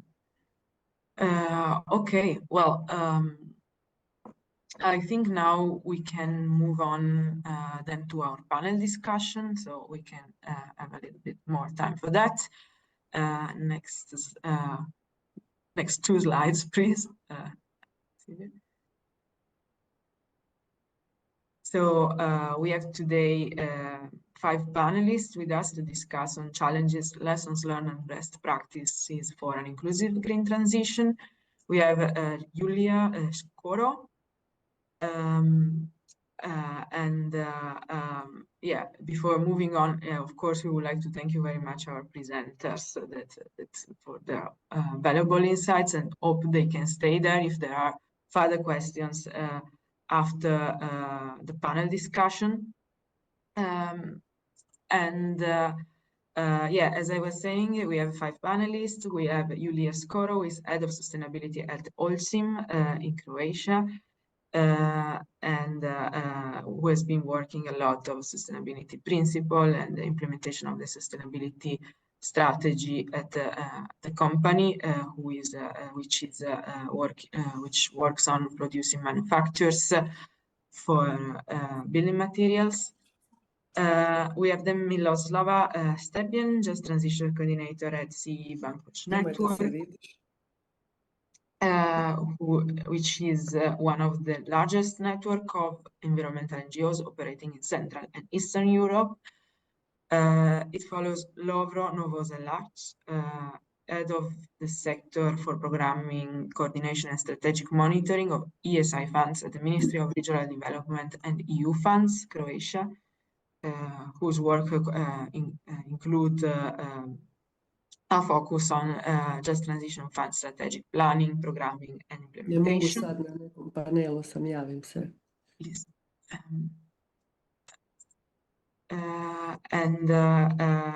Then we have Ania Demi, Head of Urban Planning and Development at City of Pula, who is leading on project management and investments on this area, as well as working on green policies and smart cities related activities. And finally, Jasna Vekic, our representative of the local civil society, who is Director of Red Cross Pula, Red Cross has been involved in Pula with a lot of projects for supporting low-income families as well as homeless and elderly people. So I would like now to first hear about feedbacks and comments that our panelists may have on the presentations. I will go in the order perhaps of we have here. Julia, do you want to provide any feedback regarding the previous presentations? Yeah, hello to everybody. If I may, at the beginning, so there was a question on trade union raised, and I think I can give a feedback on that. In 2008 and 9, we at our company felt a crisis, and we had no sales, no trucks. So actually, we saw how the real crisis looks like, and this was the moment where our board connected very much to the trade unions, because it was important to find a solution to survive.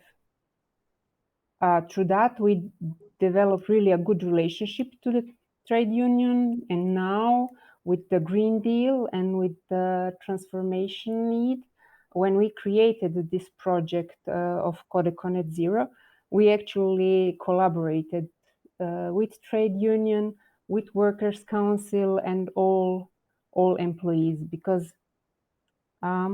it is really a major project, and we will be able to survive or successfully execute it only if all employees know what it is, and they could give their inputs, ideas. So yes, we collaborated with trade union, and they are one of the major stakeholders for us to successfully complete the project we just started. Regarding presentations, I liked very much the WWF comment that whatever we do, it should be supporting the climate ambition of 1.5 degrees. Here we as a producer, so as industry, are aligned. We have defined actions to be aligned with 1.5. But in terms of defining what we need to achieve it, we miss the market in all of that. So we are producers that are creating product, but the market is the one choosing what needs to be, what they want to buy, everybody of us as consumers, as customers. So in terms of what will define a successful transition, market and consumers should be also included. So these 2 points from my side for the beginning. Thank you very much, Julia. We can then move on to Miloslava. Always about feedbacks on and comments on presentation. You have already asked some questions, but perhaps you may want to. Thank you very much.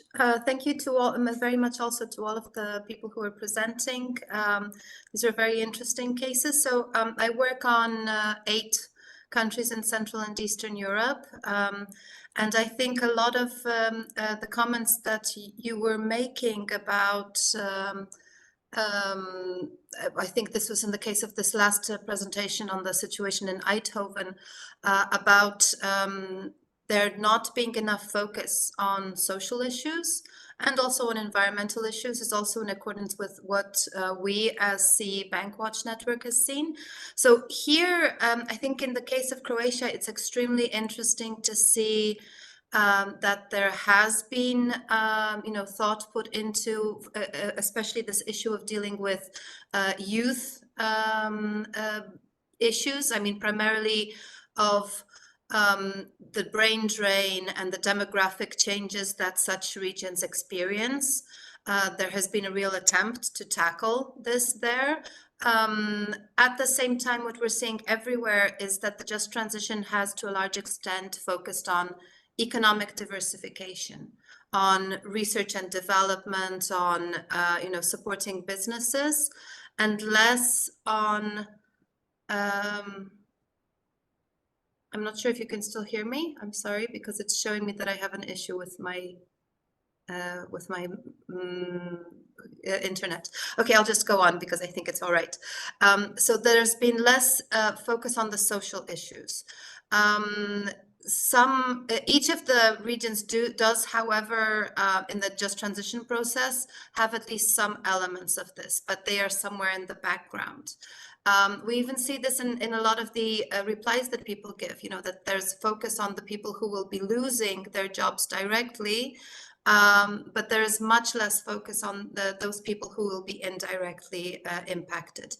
I mean, for us, I think this is where what needs to be done is this next step in the process. So we've initiated a certain process of transition. We've identified, let's say, the first steps, but if we leave it as a technocratic and economic diversification process, we are actually going to be leaving a lot of people behind. So we've seen this also in Eindhoven from the case study that we heard of today. It's not enough to change technologies. We're talking here about something that is supposed to change the quality of life. I mean, we heard this from Croatia. It's supposed to change how various parts of society function. It's supposed to not cause further social degradation. It's not supposed to lead to people being left out and not being included in the process. So if we only focus on those things that are the most obvious, there are going to be huge amounts of people who are left behind. I mean, there are lots of examples. Women, very frequently in such regions, women are either not working because the men are bringing in the majority of the money into the family, or they're low paid, and they are going to be indirectly affected because the whole family will be affected by changes in the economic situation in the regions. Young people leaving the region, not feeling that they have a future there, but also not really having options for development. I mean, this was greatly shown shown in a very good way in the Croatian example, and I think it's great that they're really focusing on how to provide these competences to the young people so that they are prepared for the changes. So I think today's meeting is showing us that if we leave these issues behind, if we focus only on economic and technocratic changes, we are not really going to be achieving a just transition. So I think that's like the main lesson we're getting from today's meeting. Thank you.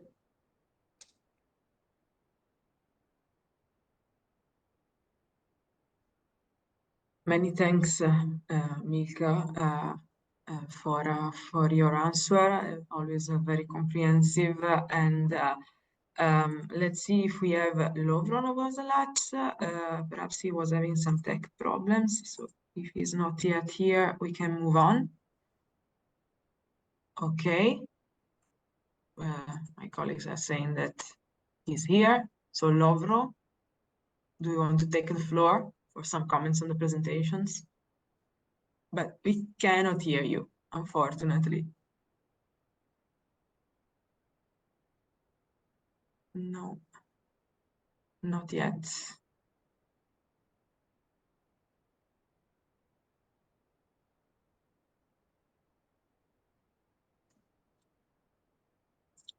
We can proceed with, now hear something? We can proceed with Anya while you are fixing it, and then we go back. This is not a big issue. Hi, everyone. Well, I would like to thank to everyone who presented.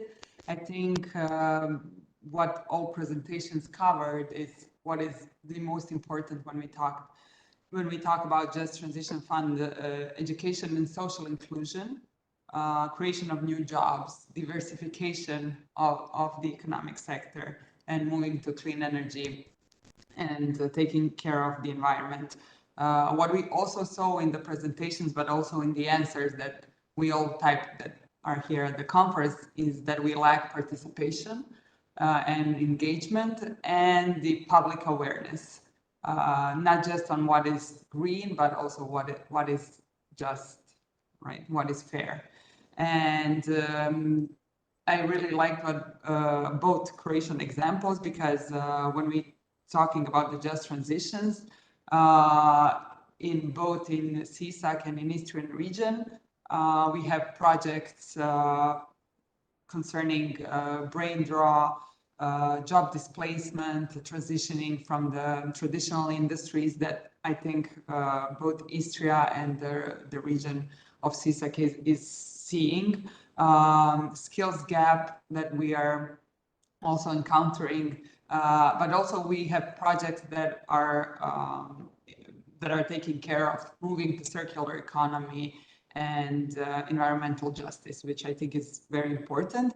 What I also think that we conclude from the presentations is that the long-term vision, but not just vision, but long-term commitment to, are two very important factors to really not just go through with these projects, but to make a change and really leave no one behind. And I really liked what Max said, that creating winners and losers is not transition, right?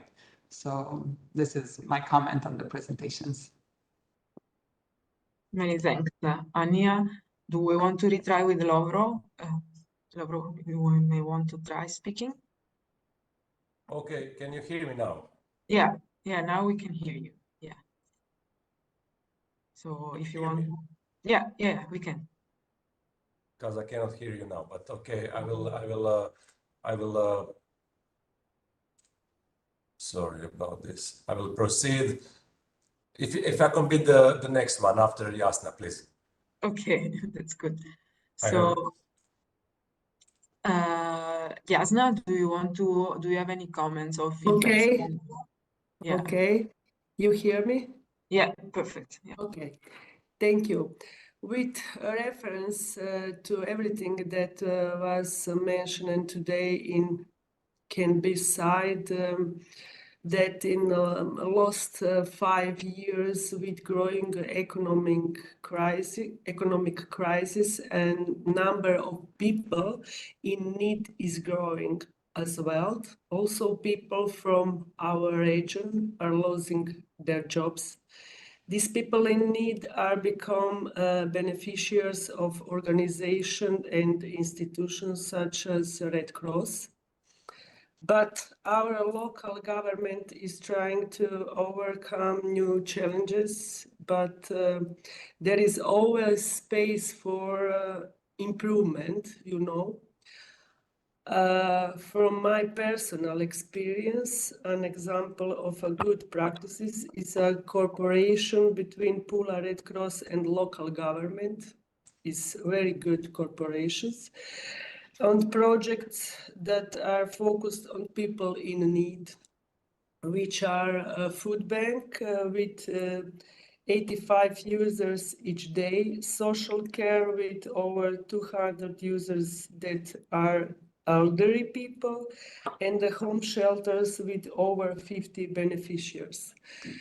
But we are missing a social housing policy for people in need and for young people. This is some space for improvement and a possibility for staying in our region on Istria, so for young people, you know, policy. With our local government, we are currently working on a new project for homeless people. Our colleague recently became trainers regarding housing first, training that was organized World Habitat. And then is new in our collaboration with our local government for these people in need who lost job and something else who talk in this reference for this everything today. Thank you. Very much, yes. No, it sounds indeed a very important component of the just transition process. Yes. Yeah. Thank you very much. We can now try again with Lovro. Let's see. Yes. Sorry for the inconvenience. I hope you hear me now. Yes. Yeah. Okay. Well, I'm technically able to join at this point on. So thank you for organizing this event. First of all, of course, thanks to all the panelists as well. Like you said, I'm coming from the Ministry of Regional Development and the EU funds. I'm not solely dedicated to JTF. I have a much broader coordination of all other funds as well. I would say in my portfolio. But from this point of view, we were the ones leading the programming exercise and leading as well the preparation of the TGTP in Croatia case in close cooperation with Sisak-Moslavina and Istria County, as already stated by their site. I would just like to say regarding the previous sessions that we heard a lot about, of course, regulatory framework, about the just transition mechanism and its three pillars. What is the policy background of the JTF? What are some other international practices? Of course, we dived in a little bit deeper in Sisak-Moslavina and Istria County, which I'm very familiar with, of course. I would say that we saw a variety of views and perspectives, wider, narrower, national, European, and everything. I would say that we saw as well some challenges for the just transition, but I would say the just transition, although it has many challenges, it has no alternative. So basically, this would be my first remark: no alternative for just transition. Okay, thank you.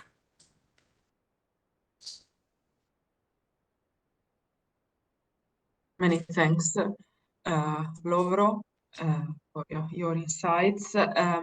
We can now move on to the next slide of question, which is slide number 6, that we ask to our public to respond, but also to our panelists to comment on. So the question is, in your opinion, what are key elements for a successful just transition process, in a very few words? Julia has already given some hints about that, but perhaps you want to complete with a sentence. Yeah, I can. I liked also very much the examples in Netherlands, and here too I can only repeat what I said on our last dialogue we had in Opatia. I somehow feel that we are individuals or companies or institutes that are kind of dots, but connection, how do we connect those dots? How do we speak together? How do we somehow create plans that impact each other? This is somehow for me the thing that will help us in create what is the best option for everybody in one local community. So what should be, what do we need to really define what is success is to be able, or to have mediators, organizations that will mediate in these dialogues, or start regular dialogues to define what is needed for companies, for public, and for social stakeholders. Thank you very much, Julia. We can hear now from Milka as well. I mean, I think in terms of, I agree with Julia that, I mean, it's extremely important to develop contacts across various stakeholders. And this is actually very hard because in the case of some stakeholders, they aren't interested like automatically in the process. I mean, a great example is actually the private sector. So SMEs or, you know, that are supposed to be one of the focus of the whole process. A lot of people don't even know that this transition is happening. We actually heard this a couple of times today from the various presentations. So it actually is, it takes a lot of work to bring them on board. But there are examples of such cases where this is slowly happening. It takes a lot of work. It takes directly contacting these stakeholders and preparing workshops that are interesting for them. So first, actually, you know, assessing what are they interested in or what could be a point of interest for them, contacting them directly, not by email, but, you know, directly calling them, meeting with them. As NGOs, we've done this type of work, so it's not something that is a given. So at the European level, you frequently, you know, hear, yes, bring on all the stakeholders and create this process of inclusiveness, but it doesn't, it's often with a misunderstanding of how difficult this actually is. Even local NGOs, it's not automatic for a local NGO that is dealing with social issues to be interested in the just transition process. Because if they're dealing, for example, with, I don't know, disabilities or the elderly or, you know, people from poor communities, they don't think that a fund that is aimed at helping the minors is also perhaps aimed at them. So you need a very, very proactive approach to bring the community on board. This is a lot of work, and I think at many levels, this isn't still fully understood by a lot of stakeholders. So you have to change the approach. So until now, what has happened is, you know, the European funds have come in, they've been dispersed, and that's the end of the story. But here, what we're talking about is transformation, real transformation. We're changing our communities, we're changing our societies, we're changing also our technology, we're changing our economy. We are doing a huge project, and this means we need to change our approach. We need to get out of our offices, we need to get into, you know, the communities where we are. So a successful transition is about establishing communities, conversations, dialogues, and creating space in which we can talk about what transformation is, not just in the context of this one fund. Thank you. Thank you very much, Milka. Indeed, yeah, we hope that we can have more of those initiatives. What's the thought of Lovro about that? Well, I think both of the colleagues, both Julia and Miroslava, stated out one of the most important elements here, and it's the meaningful stakeholder involvement. Basically, this is a requirement to achieve careful planning and, of course, careful implementation that would ensure that all stakeholders are, you know, really meaningfully taken on board on this decision-making process, and that this process and this dialogue is open between all variety of societies, local community, economy, of course, public sector as well. When talking about what makes, I would say, successful just transition is to create, we need to detect in a quality manner the needs of certain region. Of course, everybody has needs, but we have to prioritize these needs. So basically, we need to detect the ones that, when tackling them, would deliver the most. So basically, detecting the needs in quality manner is the first step. The second step is creating right kind of policy mix, investing in infrastructure, in SMEs, innovation, in skills. We need to be we need to understand the future development of our economy. We need to have a common vision of all actors there in order to anticipate what skills do we want to have in 5, 10, or 15 years. So basically, I would say this also requires a good database, having quality data as well. The ones that are historical and the ones in predictive aspect, I would say. So basically, creating this policy mix, I would say, meaningful participation, good data, good detection of needs, good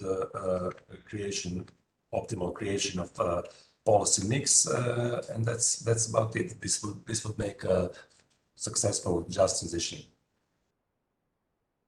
Thank you. Many thanks, Lovro. Anya, do you want to say something? Yeah.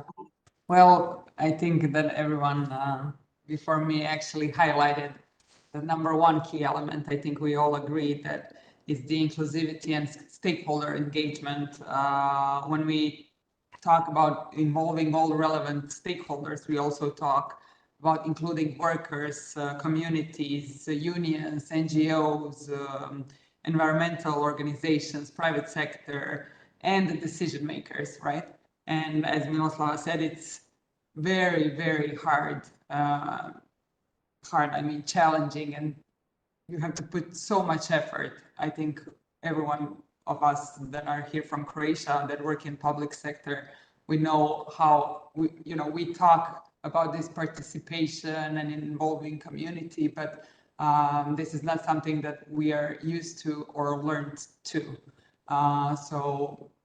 And also ensuring that all the marginalized and vulnerable groups, that they also have a voice in this decision-making process and in this transition planning, which I think it's very important, as I said before, to have a long-term vision beyond this immediate transition that is happening now.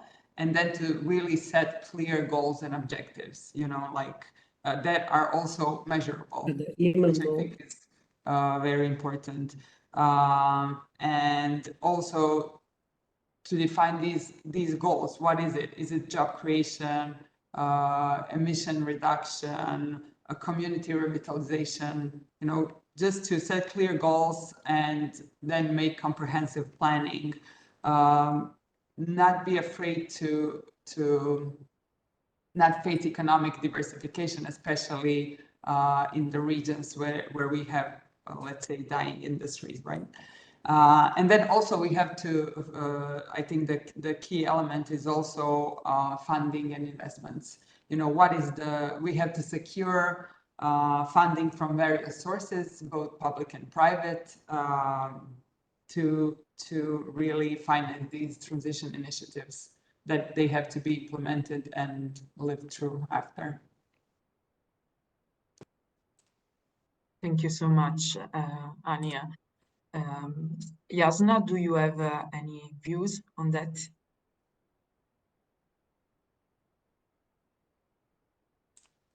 Maybe there is, sorry.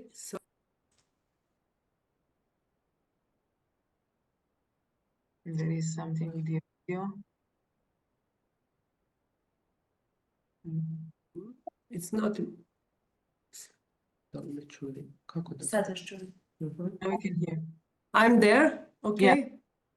Yeah. In my vision, there is many problems in the grand transition, and for my work experience on the particularly interesting to me, and it's about the global textile industry, which litters the planet with unnecessary and excessive fashion textile items. So currently we have at least 10 tons of clothes for recycling or some kind of waste from donated clothes. In the green transition, we need solution that included disposal of perhaps the production of full using the mentioned waste, so that the waste eventually become useful. I won't talk only with this our problem in Red Cross, for textile. Thank you. It's a very, very big problem for us. Thank you. Thank you so much, Jasna. We can have one last question very quickly to our panelists and our attendees, which is, in your view, what can the EU do to support an inclusive green transition process at regional level?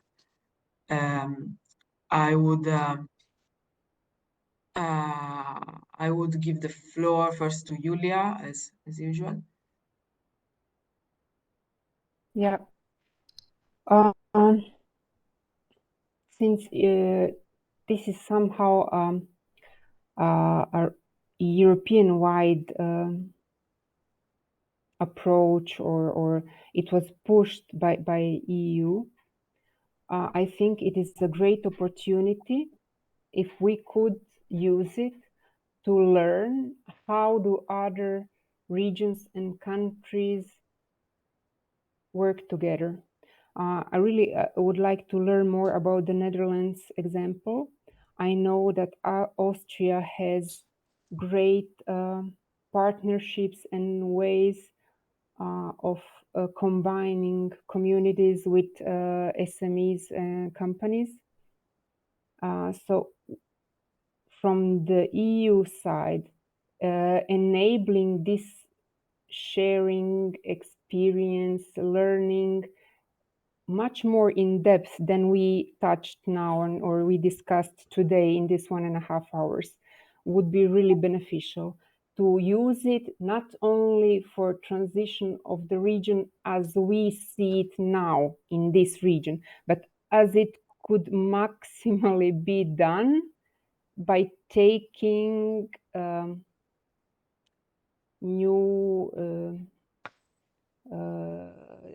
by learning how the others do it. Many thanks, Julia. So we can hear now from Milka, I guess. So, she has already said a lot. How they work to how we can. Sorry. It's a bit cut for me. I don't know if everyone else. Sorry. I think is Julia continuing, or I'm not sure. I'm not sure. No, sorry, I ended. Perhaps there was a disconnection from my side. All right. Did you hear me? Or? I don't know if we heard the last sentence, but I think the concept. But I think it was about learning from each other, not having only mindset of our local region that we have now, but really learning from others to improve. This is the synthesis. Thank you. I mean, I'm looking at a lot of the answers, and I mean, the truth is that the European Commission is already doing a lot of the things that are mentioned here. So if you have in the previous funding, in the previous year, you had the Exchange EU project where there was an exchange between the different regions that could come together and learn from each other. Or currently there's like this project called JT Peers Experts, where you can come in contact with an expert directly that might be able to help you solve a specific issue. There's a lot of technical assistance. And I mean, as NGOs, we're also providing feedback back to the European Commission about what is working well in terms of the support for the regions and what isn't. And we're seeing that they are trying to answer. So it's also really important for the regions to say, you know, guys, this program that we participated in was really good and it really helped us. And this one could be changed in this and this way, because they need such feedback in order to, you know, adjust the projects that are out there. There's a lot of funding. So you have Horizon research projects like the one we're talking about today, but there's also lots of very diverse projects like the EU Teens for Green, which is for small youth funded projects in regions. At the same time, I think what the EU needs to move even further towards is really participating in the regions. And I agree completely with Julia that, you know, these exchanges are really, really useful, but they need to be very, very in-depth. You know, maybe focusing on a specific issue and really exchanging what's happening, you know, what's working, what isn't. There should be maybe even more attempts to share good practices, because I've worked on Just Transition for 5 years, and what I've seen is that there are no perfect examples. Okay, there are elements that are great in different countries and regions, and elements elsewhere which are really great, but in general there are problems everywhere because it's an extremely complicated process. So we need to look at I think, like, for example, these retraining programs in Croatia are fascinating, and this can be an example of a very good solution that can be shared with other regions. This approach to wellness agriculture, I think, is really interesting. I haven't actually heard it in any of the other Just Transition, you know, developed plans so far. So this shows that there's a lot of potential for us to be sharing in between among each other, identifying where the issues are and seeing at how others solve them, or maybe coming up with solutions together. So in order to really do this, we need more of a facilitation of these exchanges. And I think also, you know, like focusing on the real challenges, like really saying, look, this is hard. And at you know, events like the Just Transition platform, talking about how such challenges can be tackled in a very open manner. Okay, thank you. Many thanks, Milka. So yeah, we can now move to perhaps Lovro, if he's still there. Okay, still here. Well, I think the European Union has done already a lot, you know, to support the inclusive green transition, not only by, you know, creating the new fund for this just transition, but as well, I can give you an example in Croatia case. I think it was already mentioned here, but, you know, when we developed the TGTPs in Croatia, we received the structural reform support program support from the European Commission. So basically, they helped us, in short, to develop the TGTP as well. Regarding the implementation, we also have technical assistance here from the side of the European Commission, this time from the technical support instrument, and this is where they're helping us, you know, to develop certain elements that are relevant for the implementation of the EU funds, developing selection criteria, developing calls for proposals, state aid schemes, and so on. So basically, not only that they developed a new fund, they facilitated the process through the technical assistance. So I would just say the continuation of this stimulative approach is a good approach as we see it. Maybe creating a much broader regulatory framework for regions in the post-2027. And applying this approach not only to the consequences, negative socioeconomic consequences of energy transition, but as well other types of transitions as well. So basically replicating this approach to other transformation processes that are occurring would be a good step forward.